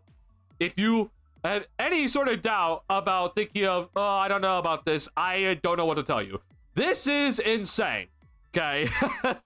I'm sorry, bro. This trade's crazy to me. I am losing my mind that Bleacher Report allowed this trade to just be pulled up and just like, yeah, I think this is a realistic possibility. Like, this could actually happen for the Bulls here and the Rockets. Like, the Rockets might actually give up this amount for Kobe White. I'm sorry, bro. If we got this for Kobe White and AK didn't say yes immediately and drive Kobe White to the airport himself, then I need AK immediately looked at and investigated, bro. This right here, if this is offered, we better be saying yes immediately. Okay, this is an insane deal. Okay, there is no way in hell the Rockets are gonna offer this for Kobe White. Expiring contract that you cannot offer an extension for Kobe, and you're gonna give me Reed Shepherd, Cam Whitmore, which that alone I think is already too much. Like, that's crazy to me. But then you add in the 2025 first round pick from Phoenix and a 2028 first round pick, no protections apparently. Like. I'd be thrilled if we got this for Kobe. I'd be throwing a parade myself if we got this for Kobe White. Okay. I don't know who this person is, but they talk about Chicago sports, and I kind of looked into some of their stuff. I don't know who this person is personally, but I was just like, why would I'm gonna show some of the quote retweets, but I'm just like, why would you do this if you're the Houston Rockets? Like, I'm sorry, but like, there's no way in hell the Rockets would do this deal. And they're just like, well, they need immediate proven scoring, and Reed is still developing. I'm just like, I'm sorry, bro. I'd be happy as hell just getting Reed Shepherd for Kobe White. You're telling me that they're going to give you 2 first-round picks on top of that for a guy that is on expiring contract? No. I'm sorry. That's not going to happen. I promise you. If I get Reed Shepherd and Cam Whitmore, I am throwing a party. If I get Reed Shepherd, Cam Whitmore, and 2 first-round picks, I am starting a parade in Chicago myself for Kobe White. I would personally drive Kobe White to the airport if we got that deal for him, okay? And this person's just saying it's probably to match salaries and everything. Like, which, first and foremost, Kobe White for Reed Shepherd, that already matches, okay? But this person didn't understand. I'm like, I'm more pissed off about the 2 first-round picks in the deal. You're telling me that the Houston Rockets are going to give up 2 first-round picks for a guy that's on an expiring contract. There's no shot. I'm sorry. It's just no shot, bro. So yeah, this deal, bro, when I saw this and this was being circulated and like some Bulls fans are just like, yeah, that seems like a pretty solid deal. Like, you know, I would like a little bit more, but yeah, it seems like a pretty solid deal for Kobe. I'm just like, I'm sorry, what? If you don't accept this deal on the spot, you're insane. Like, this is an insane deal. If the Rockets make this deal, they need to be investigated. Okay. If there's any sort of shot you get this deal, you need to beg for it. Like, this is an amazing return for Kobe. Again, expiring contract for Kobe White. He is going to hit unrestricted free agency. He can leave on his own willpower. It doesn't matter how much the Houston Rockets would pay him. Okay, he could just leave. Even if he gets paid the bag from Houston, he can just be like, nah, I'm good. I'm gonna go somewhere else and, you know, play for Charlotte if he wanted to, right? Like, that's the problem with giving up any sort of future assets for a guy that's going to be on an expiring contract and hitting unrestricted free agency that you cannot extend. You cannot give up any future assets because they could just leave. And Kobe, unfortunately, as much as people think that he's taken a step forward, and yeah, you could argue that he probably did this past season, he's not an all-star, okay? So you're paying this much for a guy that a lot of people look at as a 6-man, but you look at a guy that sometimes has a lot of ups and downs, is not that consistent at moments, but obviously can maybe be a player of the month one month. So, you know, it's not necessarily the greatest risk versus reward type of deal for the Rockets by any means. There's a lot of risk for them. For the Bulls, though, I mean, holy hell, if you get this, you need to accept this. Like, don't even think twice. You need to make that call to the league office immediately. But yeah, if I can be convinced into hearing this, where if it's Kobe for Reed Shepherd, I can be convinced for that deal. Now, I still think that's giving up too much for the Houston Rockets, but I can kind of be convinced for that deal, just like in a sense, like, hey, they don't believe Reed Shepherd's going to really develop in time for their window, and, you know, they want to bring in Kobe as their starting 2-guard, like, sure. Because they're going to probably move on for Jalen Green this offseason, right? I can be kind of convinced that that's going to work out, but personally, I'd be shocked as hell even if that would be offered for Kobe White. That to me already is still giving him too much for Kobe. I understand Reed Shepherd's in the G League a lot, but Reed Shepherd's in the G League because the rest of the team is pretty good. So if they just like really want like the extra 3-point shooting and they just don't think Reed Shepherd can provide it right now, fair. But I even then I can't even be convinced. It's kind of tough. Or I can be convinced, but you have to really try to convince me hard on it. Maybe we could offer that if Nico worked for Houston instead. yeah, if Nico Harrison instead worked for the Houston Rockets, we might get offer that. How they give up on Shepherd that quick? I agree. I personally do not find a way that they're going to give up on Reed Shepherd. I'd be absolutely shocked if they give up on Reed Shepherd that quickly. I'd be thrilled, but it's not going to happen, unfortunately. But I mean, who knows, man? Weirder things have happened. We also said that Luka Doncic wouldn't be traded, so who knows? But I don't think that they're going to be as dumb as Nico Harrison. So, just want to point this out. It's pretty funny to me. I know a lot of Bulls fans just like, yeah, it seems like a pretty decent deal for Kobe, but maybe we can get like another extra 2nd-round pick or something like that. I'm sorry, you can't. There's no talking about that. Like the fact that you didn't even just think about, oh, this is a fantastic deal. Accept this. Yes. That to me shows you have no idea how the trade market's going to work. Like. That's insane to me that you're like, oh yeah, I mean, Desmond Bane got traded for 4 first-round picks. Like, yeah, we could get 3 first-round picks for Kobe White. Like, no, you can't. Expiring contract, no, that's not gonna work. Like, the amount of just insane stuff I see on Twitter these days from Bulls fans, and it is kind of entertaining just to kind of see it, but it also does really show how much people just are not aware of, like, hey, contracts matter, situations matter. Like, no team is going to give you multiple first-round picks for a guy that's on an expiring contract that's not an all-star. It is what it is. So, I want to point this out. I found it pretty funny that this happened. Now, Darius, I did see this. I saw a 3-team trade with KD going to Houston, escalating Jalen Green back. I also did see this. Do you have a link? Actually, you can't send links in the YouTube chat, unfortunately. Sorry, I'm going to try to find it really quickly.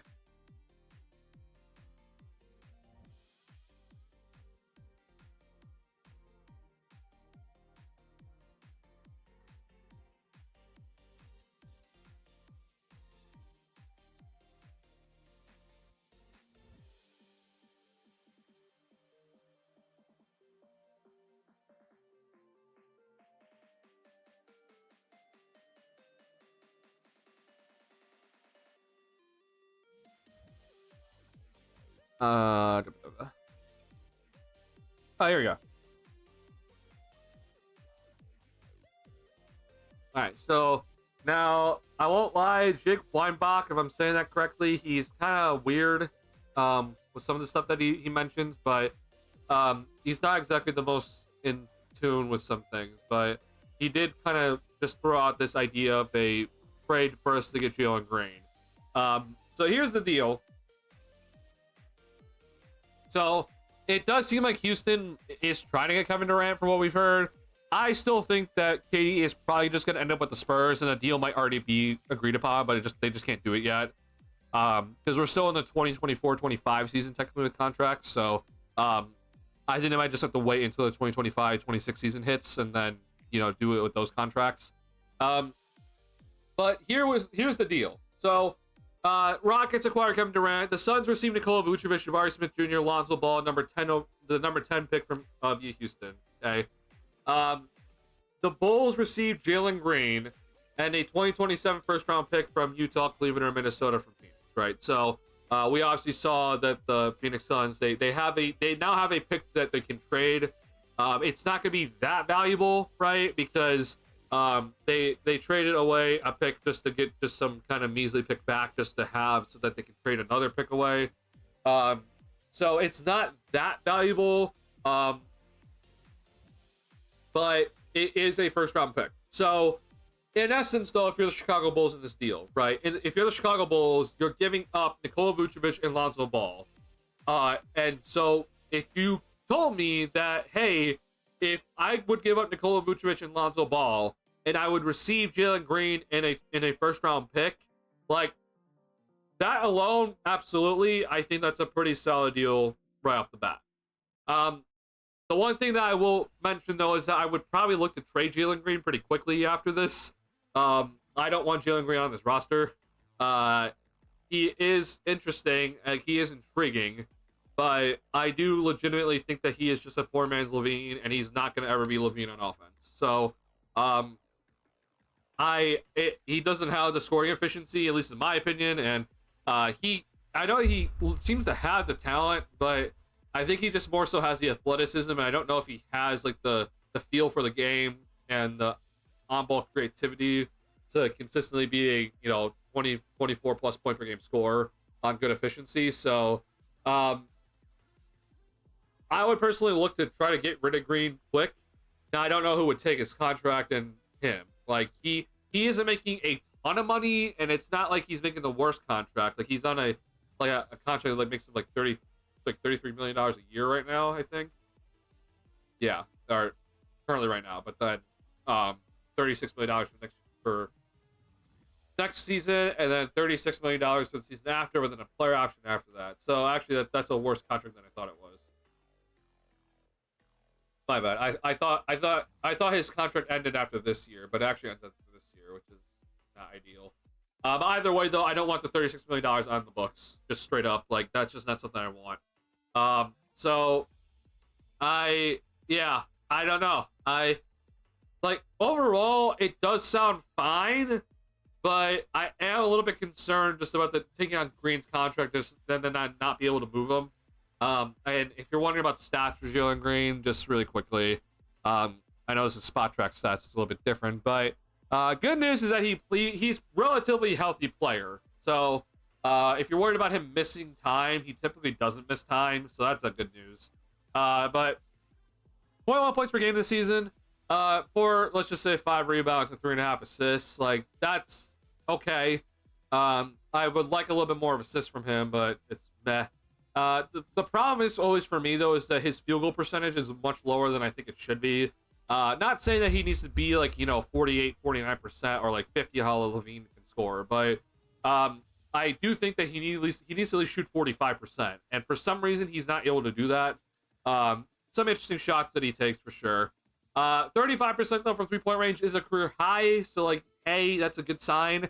I do think after once 2025 hit, I'm talking about in a calendar year, like he did play well from January on, he played better, but it wasn't out of this world great. Early on in the season, though, he had some struggles, especially with his efficiency. It wasn't good. So, like, I'm not thrilled with the idea of having him on the team, but again, if I'm trading Nikola Vucevic and Lonzo Ball and I get a first-round pick in Jalen Green in return, I think I can kind of work with it. So, I'd be personally down if this is possible. I want to know your guys' thoughts, though. I know some people just left here, but I was streamed by Green too until I saw him in the playoffs. Yeah, the playoffs for him. I mean, he had that incredible game 2 against the Warriors, and that was it. Honestly, like everything else, it just seemed like he was not very playable. But I honestly think I can work with it with the amount of money that he's making. I think I could probably work with it. So I don't know. I'm gonna take some time to think about it. Will this trade happen? Most likely not, because AKA is bad. But if I was in the front office and like this is something that I was offered, like maybe, like I think I'd heavily consider and probably most likely accept the deal. Excuse me. And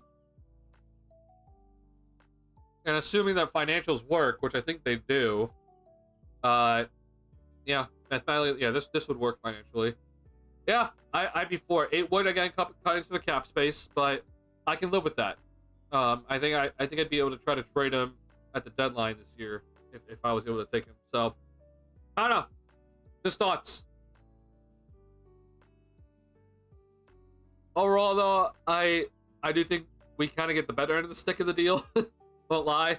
Like Rockets obviously get KD, but like if you're the Suns, I guess Jabari Smith Jr. is a pretty good kind of get back. Number 10 overall is interesting for sure. So I mean, if you're the Phoenix Suns in this deal, you're getting rid of Kevin Durant. You receive in this deal, so you're getting rid of Kevin Durant and you're getting rid of this first-round pick, right? So you're trading KD and a first for Nikola Vucevic, Jabari Smith Jr., Lonzo Ball, number 10. You might need to throw another pick the Phoenix Suns' way for them to like fully accept it.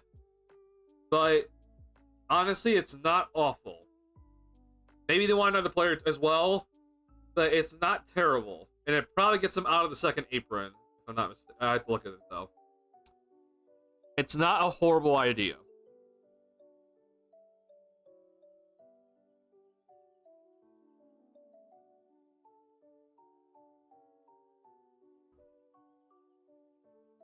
Well, really quickly look. So, oh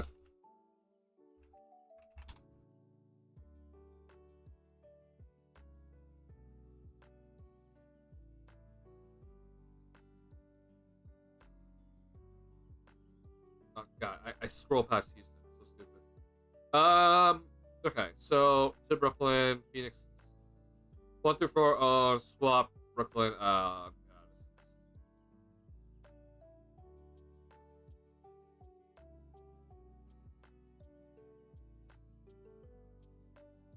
They don't.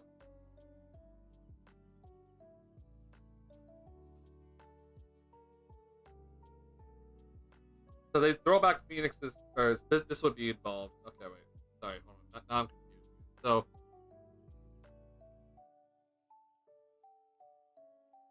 wait, no. So this would still be Phoenix's pick, right? That they currently own. Yeah. Okay. Got it. So number 10 overall, and then this is from Phoenix. So then maybe you throw Phoenix back their own pick in 2027. Like maybe that's what you do.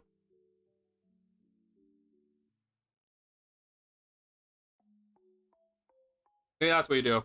Maybe you just need to add in that to make it work. What do you think a 3-team trade would look like between us, Spurs, and Phoenix, with Spurs getting KD? So yeah, this is. I'm just gonna. I wanted to talk about this when Noah was here, but he left, and I feel bad. So, let's do this. So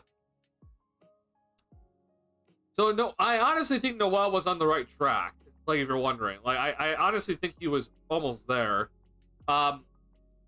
So KD goes to the Spurs, and then Lonzo and Vooch would probably go to the Suns again. Now for us, right? Or sorry, hold on.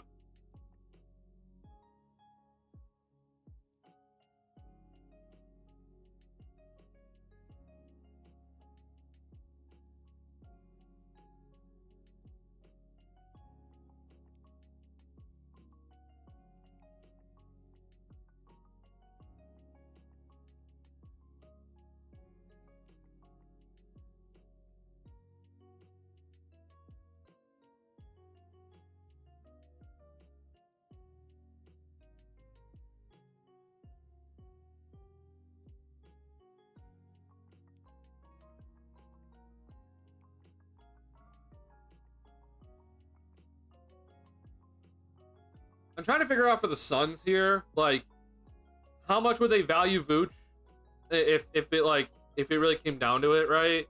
Because like these were the players that Noel was mentioning in the last stream, right? Like the Vassell, like Keldon Johnson, Harrison Barnes, Lonzo.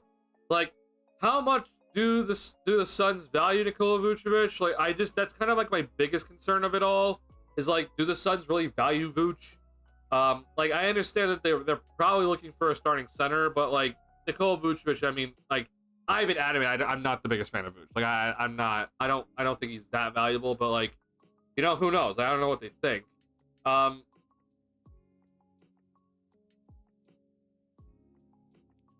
And the problem is that if you throw in Vooch, right, it's like it's kind of problematic if like the Suns just don't want him. So my only thought then, this is kind of where I was trying to like figure out if for the Suns specifically. So like, if I take out Vooch and instead I throw in like Zach Collins, I don't know if this would work. This doesn't. Why? Okay, we're over. But then the other person that I was like always like trying to figure out if I can add in would be like Kevin Huerter. Now I don't know if the Suns can take him. No, they can't. So that put him over. So my biggest thing out of this is that I do think that the Phoenix Suns would want to sell pretty badly.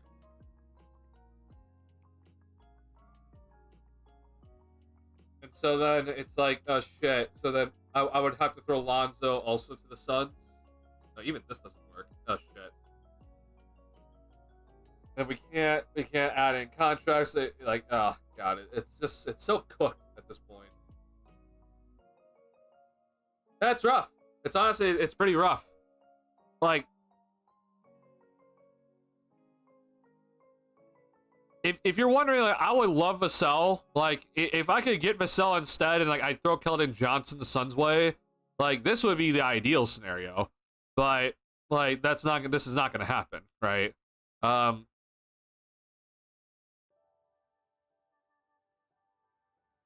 So honestly, when I look at this, it's probably going to have to be like, forget Patrick Williams. It would have to be this. Like, the Suns would have to like actually highly value Vooch. They'd get Keldon Johnson in this deal as well. They would also probably get Lonzo. KD then goes to the Spurs. We get Harrison Barnes.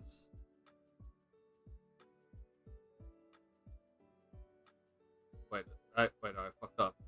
Wait, this is good. Shit. Wait. This doesn't work. Oh my god. Ah. Yeah, this hurts.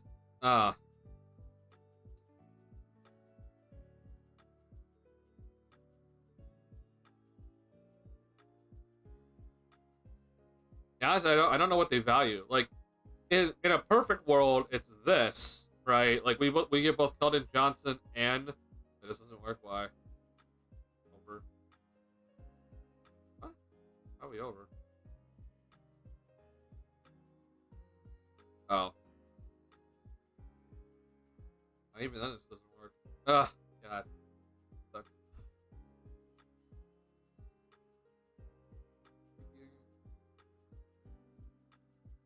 This is legitimately just below the Keldon Johnson contract, so that really sucks. Yeah, I don't know.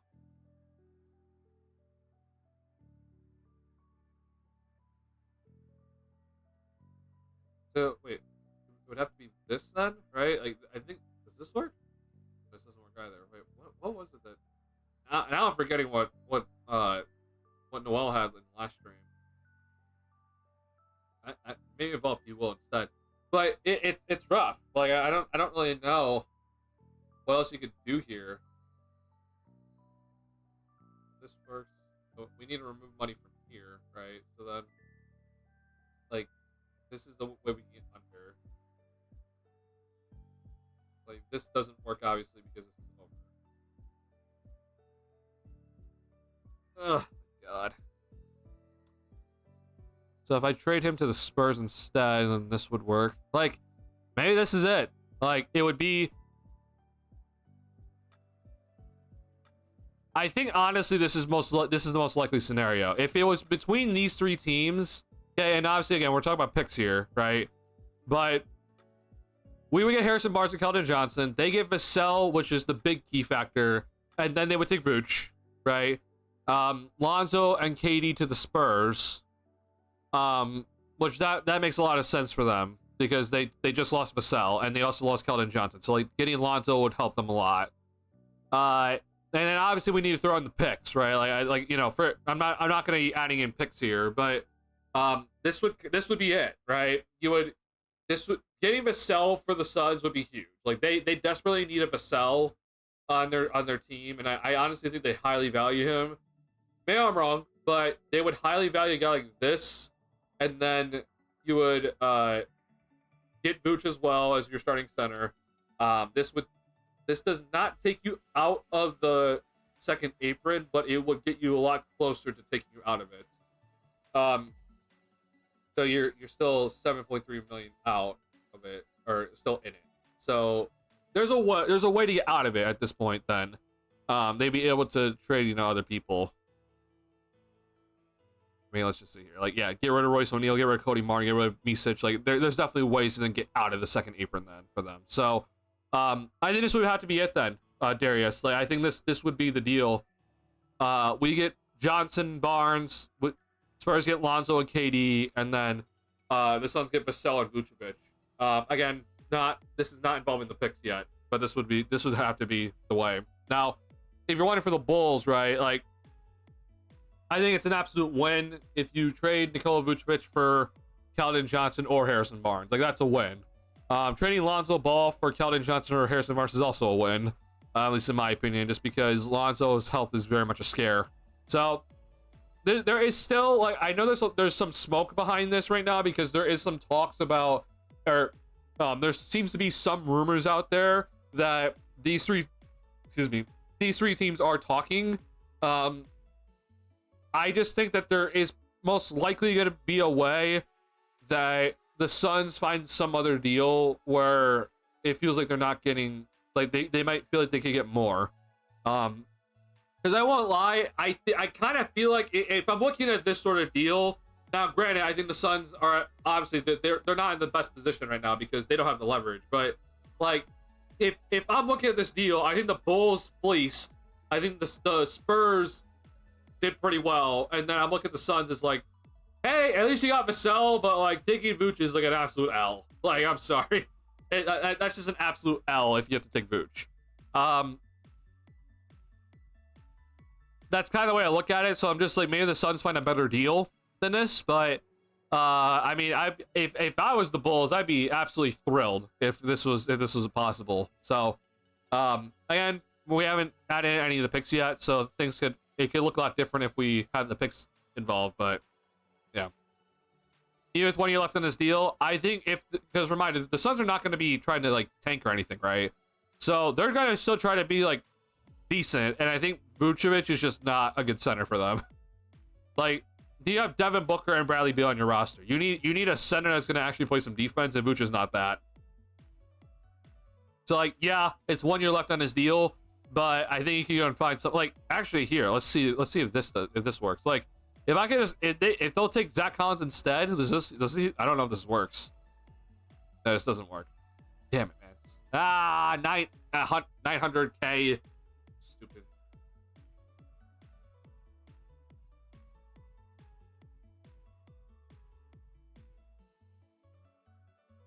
Yeah, it would just have to be Vooch, I guess.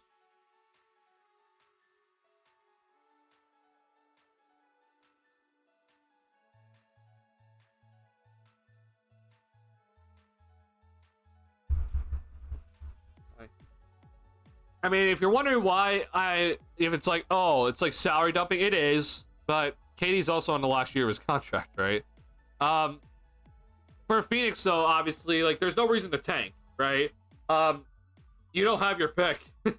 Your pick goes to Houston, so it's just like, it's just not, you're not gonna keep your pick around, right? So the more favorable of whichever pick of Phoenix and Washington goes to Washington. if that's not conveyable, blah blah blah. But like, yeah, you're not keeping your pick. Like, if you get a high draft pick after next season, right? It doesn't matter. Your pick is going to Washington anyway.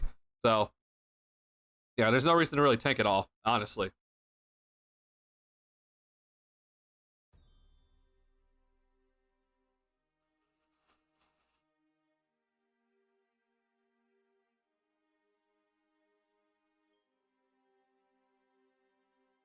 Like, why'd you say you need to apologize to me? Oh, you're back. Okay, thank God, Noel. We were just talking about this, okay? So you brought up the Spurs, Bulls, Suns idea, right, in the last stream, right? I kind of like shot down that idea because I'm like, I think the Suns could probably just find something better. But we're getting some reports that it seems like this could be a potential possibility. So I just want to apologize because like I kind of shot down the idea because I'm like, I don't really see the Suns looking to, add on Vooch, but it does seem like there might be some kind of smoke behind it. So I just want to apologize for shooting it down because it honestly seems like you might have predicted what could happen here. So I don't remember the exact trade that you had, but I just kind of reformulated what I thought like it would be like a kind of decent deal between these three. And I think this is kind of where it has to go towards. Like, I think the Suns need Vassell in this sort of deal. If you're trading Durant, like, you need Vassell.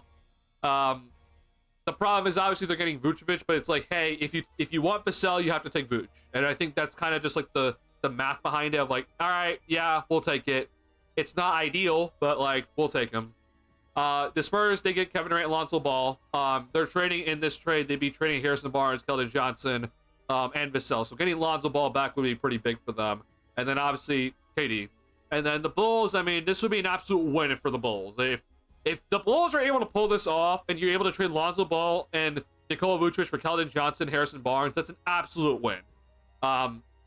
Which is the reason why I will still say this, like, it's a possibility for sure because the Suns don't have leverage. But I do still, when I look at this trade, I'm like, the Bulls fleeced, the Spurs got a pretty good deal, and the Suns just kind of, I don't, it doesn't look too great for them, right? I think the Bulls did fantastic in this deal. The Suns didn't do too great. So that's kind of the reason why I'm just like, hey, I'm not sure if the Suns would actually do this. There might be another trade out there, right? We just talked about this trade, right?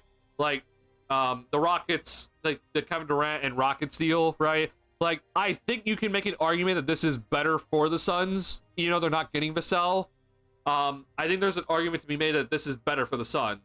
Because they get their pick back, and they would probably also get another pick in this deal, to kind of even things out a bit. But maybe, man, there's gotta be picks involved. Yeah, so sorry, I forgot to mention that. Yeah, this right here, obviously, this is just the players. I don't know how the picks exactly would work out. Honestly, it's kind of hard to figure out here. Like, I'm gonna assuming, like, let's just say, for example, that this doesn't happen on draft night, but the Spurs, they pick somebody that the Suns might want, and then they'll just trade that player to the Suns. And then, okay, just throw every second possible to the Suns. Honestly, they need every second round pick possible.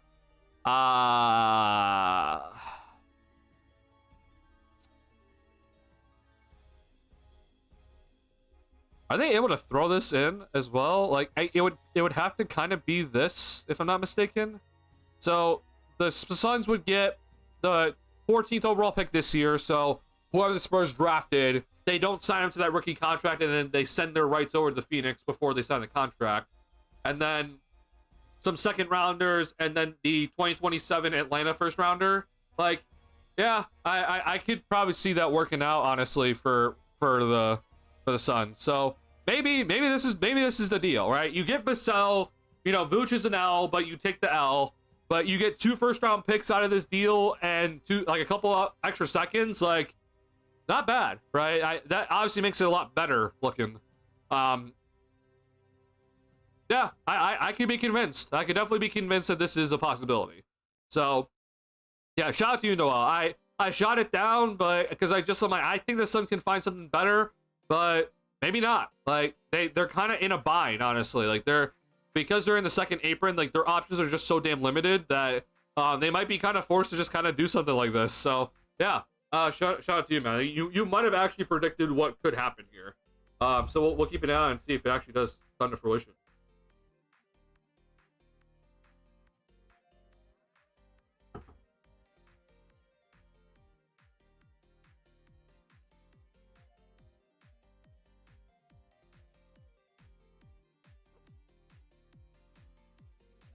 All right, yeah. I just want to make sure I formally apologize to you, Noel, and make sure to shout you out because, like, who knows, man? We'll see. We'll see if this actually does happen here. Again, I think this is a big win for the Bulls if they can somehow pull this off. Like, I think a lot of people will look at this like, wow, the Bulls did a hell of a job in this deal. Which is kind of the reason why I'm like, oh god, like, do we have to like throw in a second rounder or something like that, like to the Spurs, like. If we need to do this fair, like, this is fine. It wouldn't be ideal, but sure enough.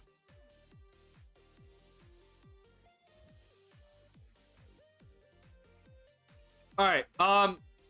Last but not least here. So, couple things. I do want to. What time is it? Okay. Yeah, we have time.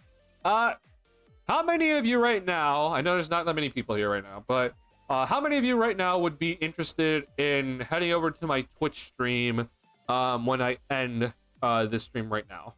I just want to see if people would be interested to head over to my gaming channel on Twitch when I do end stream. Are we still going to be up late tonight, or are we planning on going to bed? No, I said it, but I feel like Spurs are at least likely team to do this as well. Oh, interesting. Yeah, maybe. I think there's a world though where the Spurs, they really would want to make this deal now. Because Wembanyama, I think they're just kind of concerned about Wembanyama's health. And like, you know, how long does he have? Like, he's probably gonna be back next season, but like, you know, they're a little bit maybe concerned like he won't be able to like play for like into like long into his prime, but maybe. What have been at work in the morning? Gotcha.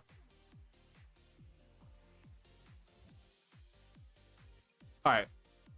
I'm probably not gonna go to the Twitch stream then.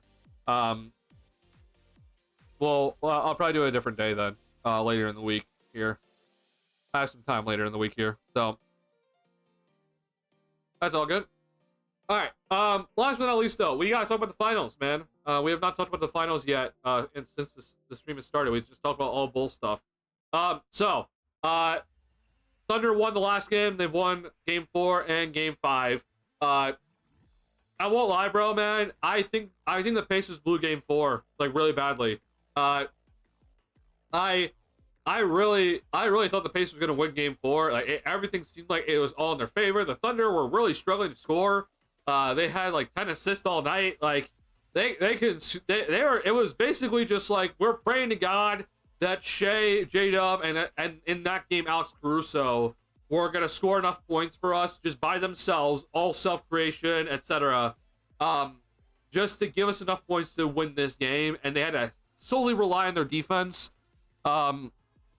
To just like close it out. And man, oh man, did Shea hit some big shots. I mean, Shea was definitely having some moments of struggling to score in that game, and it did seem like he was sort of getting fatigued.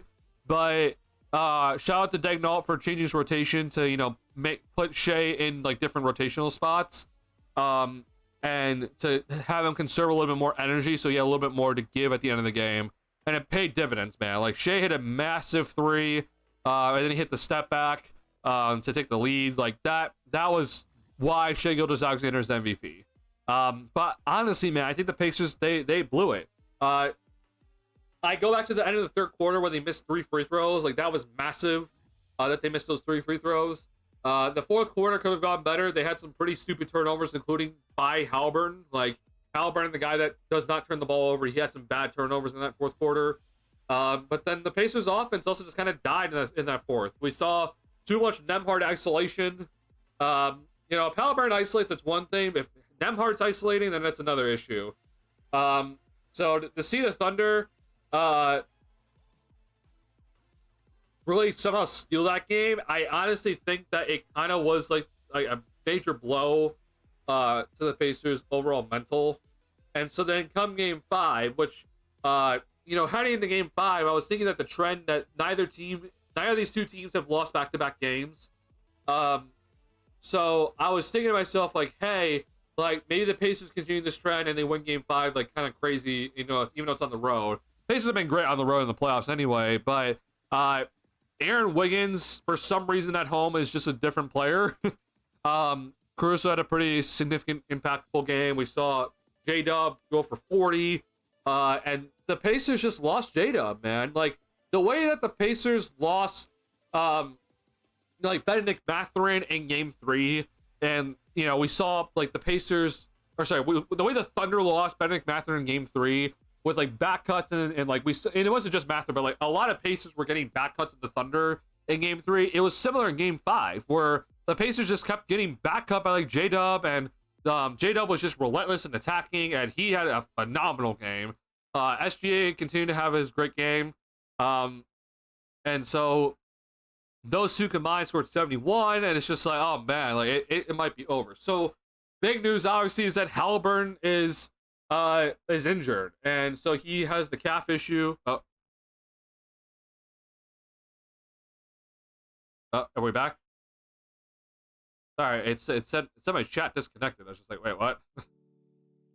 So yeah, Halliburton's obviously injured. And I do think he is actually injured.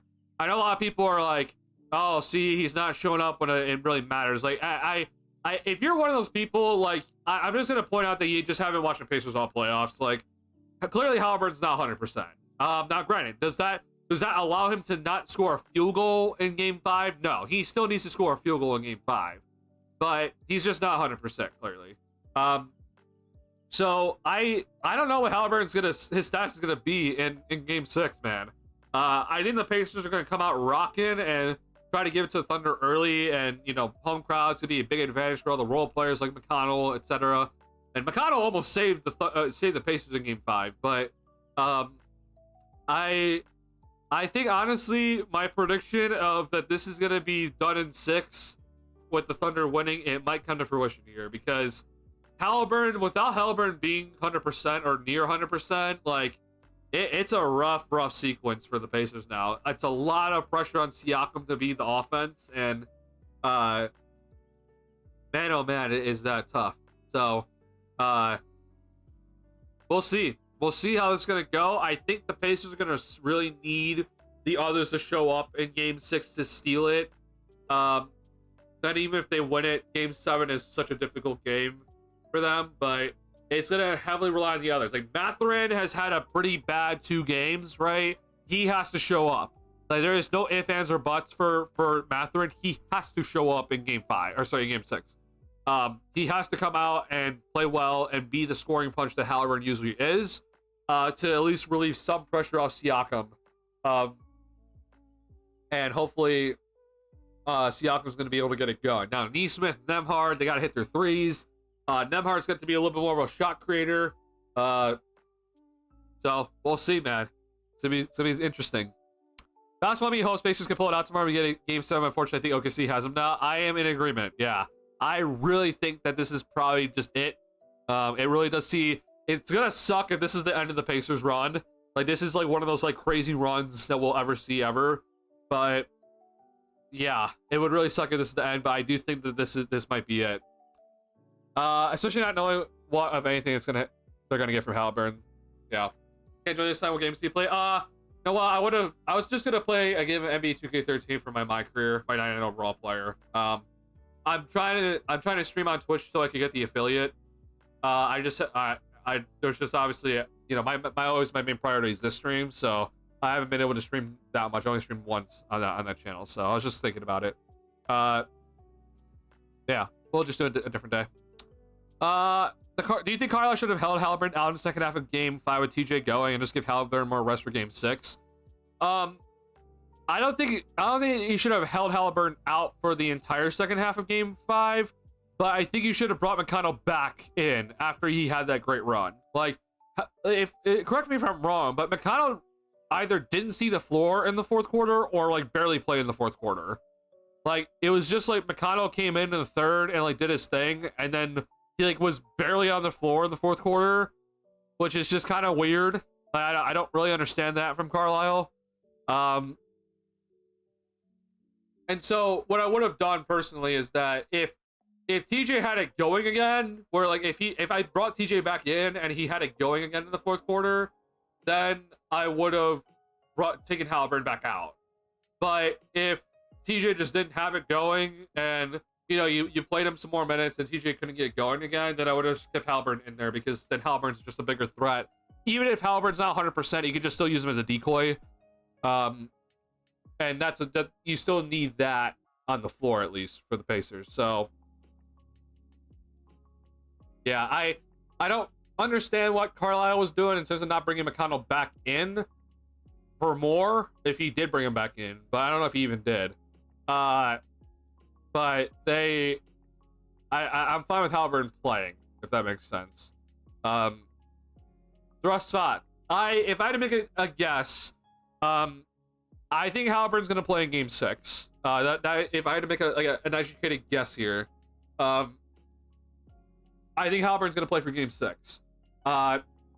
We saw Aaron Gordon play through the playoffs with a calf strain and then a hamstring strain in Game 7 against the Thunder. So I mean, we'll get more word of how severe this injury is for Halliburton probably come game time. But if it's not like, oh my God, there's like an 80% chance you're going to tear your Achilles or something like that, then I think we're going to see Halliburton play. I mean, this is the finals, man. Like, you don't get many opportunities, and even if you're like, if Halliburton's like 60%, I think he needs to still go out there. I think he will go out there. He won't be the scorer that he usually is, right? You're probably gonna have to see him just be used as like a decoy. And we're gonna have to see him like kind of maybe just like get put in like the high post as like a passer, right? Kind of what the Bulls did a little bit with Giddey with like the horns action, where you just like you put like Halliburton like in like the pinch post area and just use him as a passer for the Pacers offense. But it's gonna be rough if he does give it a go, and it just, yeah, he's just not 100%. But he's had 2 days off, which is a good thing, and so we'll see tomorrow. 7:30 p.m. Central Time, if you're in Central Time area. Pacers gonna be at home. It'll be rough, but looking forward to it, honestly. I'm gonna really look forward to seeing if they can like pull out another Mariah. Like, here's the thing, like, as much as I think it's like, this is most likely over, the Pacers all postseason long is just like, holy shit, this is it for the Pacers, and they somehow find a way to win it. Like, there's just no way that they win this game, they find a way to win it, right? So instead of it being like, oh my God, they have to pull out like the biggest comeback ever in postseason history, right? Instead, they're heading into this game with a lot of people like Halliburton, whether he plays or not, is like, I mean, he's not going to be 100%. That puts you at a severe disadvantage, which is just like, okay, well, if there's ever really a time for the Pacers to have their Pacers magic for this postseason run, it's now. So I'm not going to count them out of it. There's absolutely no way in hell that you should be thinking, if you're any sort of NBA fan, like, oh, I'm not going to watch because Halliburton's not 100%. This Pacers team has no chance. Like, you absolutely need to watch this game, because there is this Pacers team for somehow, some way will find a way to win a game that doesn't make any sense. So if there's ever a time, it's now. This would be the perfect opportunity for the Pacers just to come in and just work their magic. So I hope it happens, man. I would love to see a Game 7 for this series. It's been a very, very awesome finals. It would really suck if Halliburton can't play in this one, and that's how the series ends. But I'm looking forward to it, man. I think Halliburton's gonna play. I think they're gonna pull out some sort of crazy win that makes no sense. Like, not a comeback, but just, it's like, you know, you don't have Halliburton, your best player, at 100%, and like, you're gonna find a way to get guys going that you're like, how did Neesmith hit 8 threes in this game or something like that? I'm hoping that's what we're gonna look for. TGG played early in the fourth, play one of those minutes. but he didn't come back in, right? If I'm not mistaken. Like, I don't think he came back, which is kind of just a little bit confusing.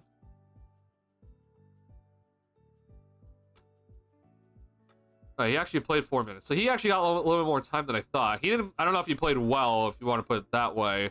He had 1 shot and 1 turnover and 1 assist in the fourth quarter. So I don't know if I consider this playing well. So honestly, now that I'm looking at this, and I'm starting to remind myself what happened. So he started the fourth quarter. He came out, but then he got placed back in with a lineup with Halliburton and McConnell. But it's like the game was like kind of just over at that point. Like the Thunder went on the the Pacers cut it to 2. Then the Thunder went on the run, and then I think McConnell got put in after that, if I'm not mistaken.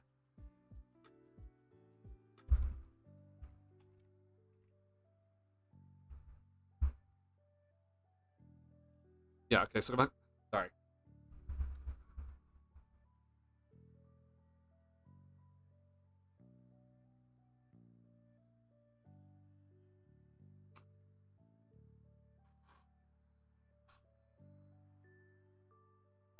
Sorry.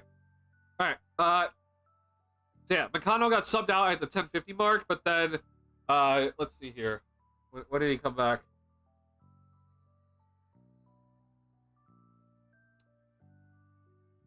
Yeah, so McConnell then subbed back in at 3:23. So like at this point, the game's over, right? I mean, it's 105, 118 when he comes back in. So the game's over at this point. So yeah. I'm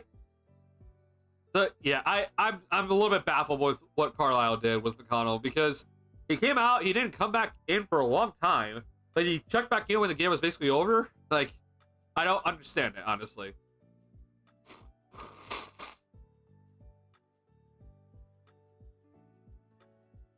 Not really over until it's over with Indy. Yeah, I mean, it's not over until the final buzzer sounds and you have that 4th win over Indy. So it seems doom and gloom for Indy, but it honestly doesn't make any sense with what they've done so far this postseason. So I think the trend's going to continue. So I'm looking forward to it. All right, yeah.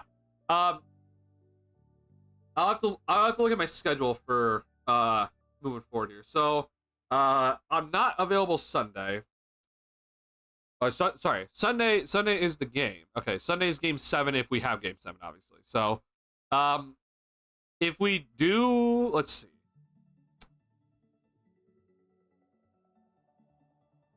Okay, so draft day is Wednesday, this upcoming next week. I have to make a video here soon, so I do need to take some time for that. So I think my next stream for you guys on this channel is going to be, it's most likely going to be Saturday. I'm not going to guarantee anything, but let's just plan for now. It's going to probably be Saturday here. So we'll talk about what happened in game 6 and whether it's the, series is over, or we have a game 7 coming up on Sunday here. So let's go ahead and plan for Saturday is probably gonna be the next stream for on this channel. We'll talk about game 6 and wherever we are in the finals, whether it's over or we have a game 7. I also want to, on Saturday or whatever the next stream is, I want to talk about a little bit of like some of the scouting I've been doing on like potentially like 2nd round picks for the Bulls, or some of the other sleeper prospects that maybe could fall out of the 1st round to the 2nd round for the Bulls. So I want to do that. Sorry. And then I have a video that I need to make that I'm gonna have to release during draft week before the draft happens on Wednesday. Yeah, just plan on a lot more content coming out for me soon. So be on the lookout for streams soon here. I don't know what exact, it might be Friday or Saturday, we'll see here. And then plan for a video to be released about my thoughts on the draft, which it's most likely going to reiterate a lot of the thoughts I have on stream about the draft, but I do want to just make that into like a video format. And then last but not least, I do want to shout out on draft night, so Wednesday, June 25th here. I will be streaming and live reacting to the NBA draft with my friend David on this channel. So If you want to come and watch party with us, so I obviously I don't have the rights to the NBA draft on the channel, but if you want to come and react with us to the NBA draft, come and join us on draft day on this channel. It's gonna be, we're probably gonna start streaming around 6:30 p.m. So about half an hour before the draft does actually start. But we'll be live reacting to the entire first round on this channel Wednesday, June 25th. So hope to see you guys there. I think it's gonna be a lot of fun. We'll live react to everything that happens at the time. Obviously, we'll get the live reaction to whoever the Bulls choose, or if the Bulls decide to do anything, or any other trades that happen. I won't lie, I'm expecting this to be a pretty busy draft night in terms of like just trades. Hell, we even saw Indiana themselves made a trade, even though they're in the NBA Finals currently. So I think it's gonna be busy. Pelicans, they traded into the first round, so looking forward to draft night. So I'll schedule the stream so you guys are gonna be ready for it to mark it down, and I hope to see you guys there. It's gonna be a lot of fun. All right. Do you think Pacers overachieved, or are they really this good? I honestly think the Pacers are really this good. I thought last season when they got to the Eastern Conference Finals, I thought they overachieved. But now this is back-to-back years of at least making it to the Eastern Conference Finals, and obviously this year made it to the finals. So, at least in my opinion, I think they're this damn good. Just to bring up a stat for you for why I think they're this damn good, like, this isn't just like some sort of like run that they're just like and they're like, oh, we're just riding the wave and we're doing pretty good. Like, what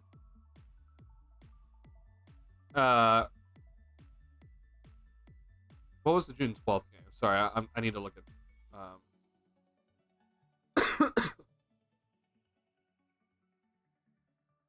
okay, so after this game, after game 3, okay,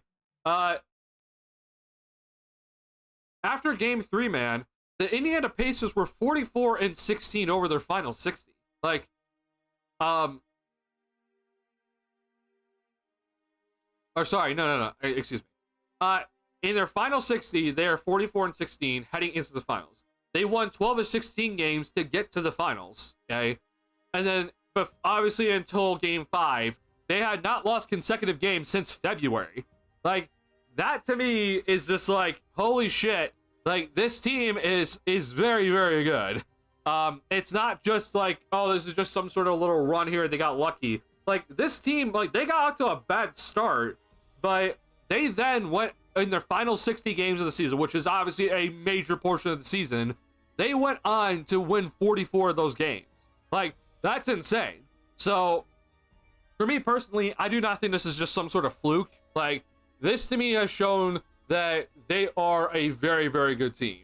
Now, do they make it to the finals in the Western Conference? Probably not. Hell, OKC that they might lose to here is in the Western Conference.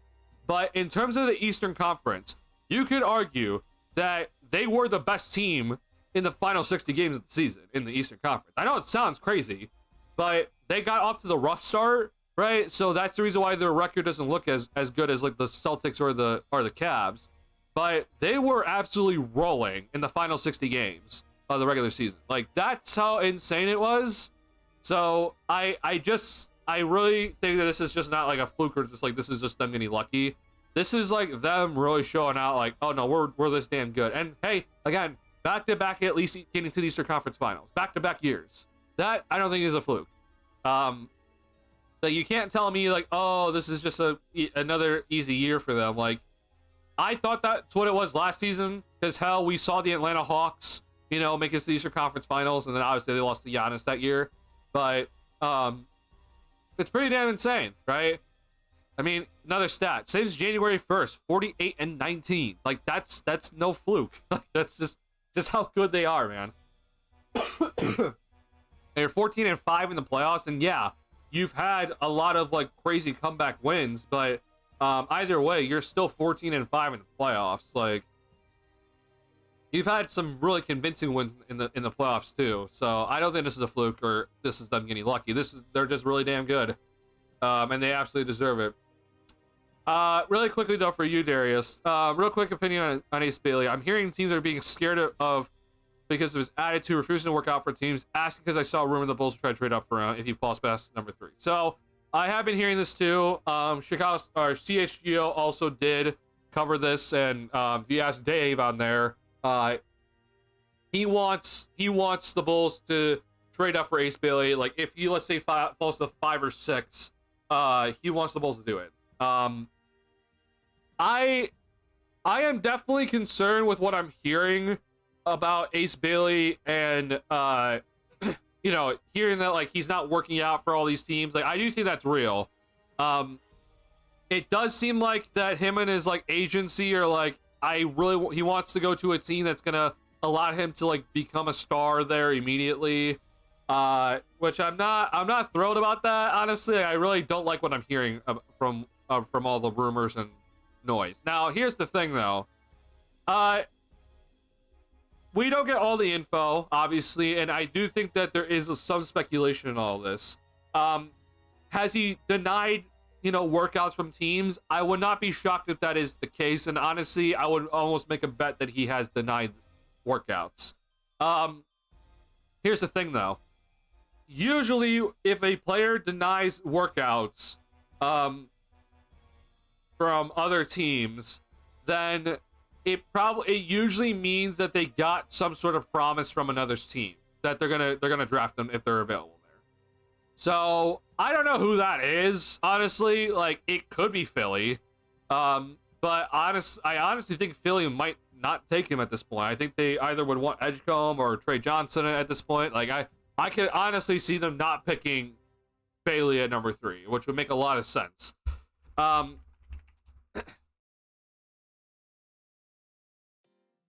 It is concerning hearing this from Ace Bailey because, like, I don't really think that he is in the, he's not in the Dylan Harper tier for me, at least. I know a lot of people maybe disagree with me with that, but, like, I am not in, I don't have him in, like, the Dylan Harper tier.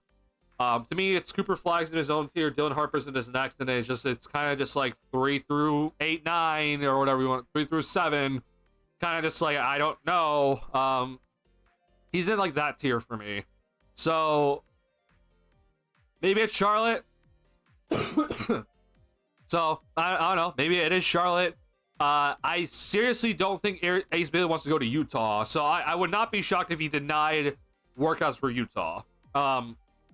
But maybe Philly promised him. Maybe Charlotte promised him. If I had to make a best guess, I think Charlotte maybe promised him to draft him if he's there. That's kind of like my best guess, and then maybe he doesn't want to go to Washington. Let me just be clear, though. I do not want the Bulls to trade up for him. In terms of the idea of the Bulls trading up, I don't mind it. It's just that I don't really want Ace Bailey, if that makes any sense. Ironically, I would kind of want Trey Johnson if we are going to trade up, or obviously, if VJ Edgecombe falls to 5, then yeah, sure, I'll take VJ Edgecombe. But like I don't really know if I really want to trade up for Ace Bailey for everything that we're hearing right now. That it just seems like he's really denying a lot of workouts and wants a clear path to stardom on whatever team he's gonna get drafted to, which is just like, I don't like what I'm hearing about that. Like, there are obviously some people that they deserve that treatment. Wembanyama, for example. You know, Wembanyama doesn't need to do anything. He's just that special, and you know he's going number 1. But I don't think Ace Bailey personally is in that tier for me. This draft's a little bit of a kind of a, you know, it's kind of just like, well, we'll see what happens in this draft after like the first 2 picks. So personally, at least in my opinion, I am not in favor of trading for Ace Bailey. But what are your thoughts though? Do you guys? A reminder, you guys know more than me. So do you think the talent is worth it? Like, if let's say he falls to 6 or something, right? Like, is it worth trying to trade up to number 6 with Washington to draft Ace Bailey instead? Like, you guys tell me. At least for what I see from Ace Bailey, and all this stuff that's coming out now, I don't think it is. But you guys tell me what your thoughts are. Don't know much about him. I haven't looked at any scouting events in him. Got it. Okay. Yeah, I've looked into him a little bit. I have not looked into him that much. Now, most of the time that I have looked into Ace Bailey, it was more during the regular season, just because he was just a name being thrown out there a lot. I'm higher on Edgecombe. Like, I'm not gonna lie. Like, I really like Edgecombe. So if he's available, like if some way somehow like it would have to just kind of work out insane. But if like Philly decides to draft like Knipple for whatever reason, just because they're trying to win now and they think that he can be a more win now player, and then like Charlotte decides to draft Ace Bailey, and then like Edgecombe falls to 5, like I'd be definitely looking to go and get Edgecombe. Don't know if Utah's gonna be interested in that, but I'd personally be heavily looking into getting Edgecombe if that's a possibility. Odds of that happening pretty low. I don't see the Bulls really looking into getting any sort of higher in the draft. Honestly, I think they're just fine just drafting number 12 and picking whoever's there. But if Edgecombe does start to fall, I would look to try to trade up for him. The problem is, though, is that I guarantee you that if Edgecombe does fall out of, like, 4, like, if he falls out of the top 4, then I also think that, like, a bunch of other teams are going to be looking to try to trade up for him. And hell, Utah could just draft him. They could just be like, nah, we're good. We'll take Edgecombe instead. Which is, you know, it does suck that, like, this is the reason why I want the Bulls to be up higher in the draft, because, like, if someone does slide and, like, hey, we have a chance to trade up for him, like, it'd be a lot easier to do it the 8th overall pick than the 12th. So, kind of does suck where we're at right now. I hate being at number 12 here. Right now, DraftNet, they updated today. They have Newell going to the Bulls. So if the Bulls draft Newell, I'll be pretty happy about that. Again, Asenge is my number 1 guy. I think he'll probably be gone. Newell's my number 2, which is the most likely pick because he'll most likely be available there. And honestly, it does kind of seem like that the Bulls really do like him and potentially have promised him the draft selection, which I hate that overall. But like, I wouldn't promise anybody anything, but I'd be okay saying like, hey, if we stay at number 12 and we kind of evaluate our options, like we'll most likely pick you. Like I'm fine if you say that, but I would never promise somebody that because it just basically locks you in. Number 3 is Sorber for me. So we'll see how low he goes. It'll be interesting because his foot injury is a thing. Number 4 for me is Carter Bryant. I am starting to kind of not be on the Carter Bryant train just a little bit here. Like I'm starting to like go away from him just a tad bit, but I'm gonna stick with him. Number 4. The number 5 is Malawak. He'll probably go higher than one of the Bulls are gonna draft him. I wouldn't be shocked if Malawak goes in top 10. Personally, though, I like Newell better, but that's just my opinion. I expect the Malawak to not be available in the Bulls select him. If I give you after that, I don't really know. After that, I mean, like, obviously, assuming all these other people are gone, then, like, I don't really know who to tell you. Definitely not Drake Powell. Do not want him. I do not want CMB. CMB does not give me much hope for him, personally. Rasheer Fleming's draft stock has plummeted, that makes a lot of sense in my head. So, if somehow, some way, all the people that I wanted are gone at number 12, then I guess I'd be interested in drafting, like, Yakuchonis at that point, but I wouldn't be thrilled about it. So, I think Newell's going to be there. And if he is there, and assuming Asenge is gone, then I hope the Bulls do draft him. I really like Newell a lot, so I hope that the Bulls do decide to take him if he is available at number 12. Assuming, again, if Asenge is there at 12, you better draft Asenge. He has to be the guy you have to draft, at least in my opinion. Again, this is assuming that like all these other people up here are gone. But, yeah, I mean... Nolan Traore, I don't know how to say his name, honestly, but he is also intriguing. I just don't think he's going to reach the Bulls either at this point. So, if he is there, though, I wouldn't mind it. But I have less faith in him dropping than Sega at the moment in time. But this is honestly just a crapshoot. So who knows, man? Hey, we might see some weird stuff in the top 10 of this draft and stuff that we don't expect. All right. Any last thoughts though? Overall though, I think this is a pretty great stream. I sincerely appreciate you guys checking in and tuning in. Thank you guys so much for hitting the like button on the stream. Helps me out a lot. One more time, I'm gonna shout out the Discord. If you want to go ahead and join our community Discord, please go ahead and do so. Sorry, trying to copy the link. Here is the community Discord. So if you want to go ahead and join our Discord, this is the link to it. If you're new to the channel, like Bull's content, please go ahead and subscribe. Be on the lookout for some more content from me for this upcoming week. Right, so I do plan to stream after Game 6 at some point here.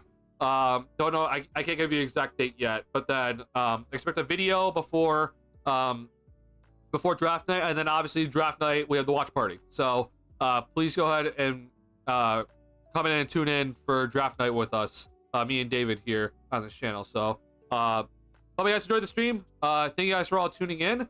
I know a lot of you guys have work tomorrow, so I sincerely appreciate you guys hanging with me and chatting with me. Thank you so much, Darius, for checking in and everything and all your messages and keeping the chat going. Thank you, Noel, for checking in as well. Budish, Tarot King, Skokes at the beginning of the stream. Thank you guys so much and sincerely appreciate it. Yeah, I'll announce the next time I'm going to be doing a stream. All right. Thank you guys so much. Hope you guys have a good night. I'll see y'all this upcoming weekend. Peace.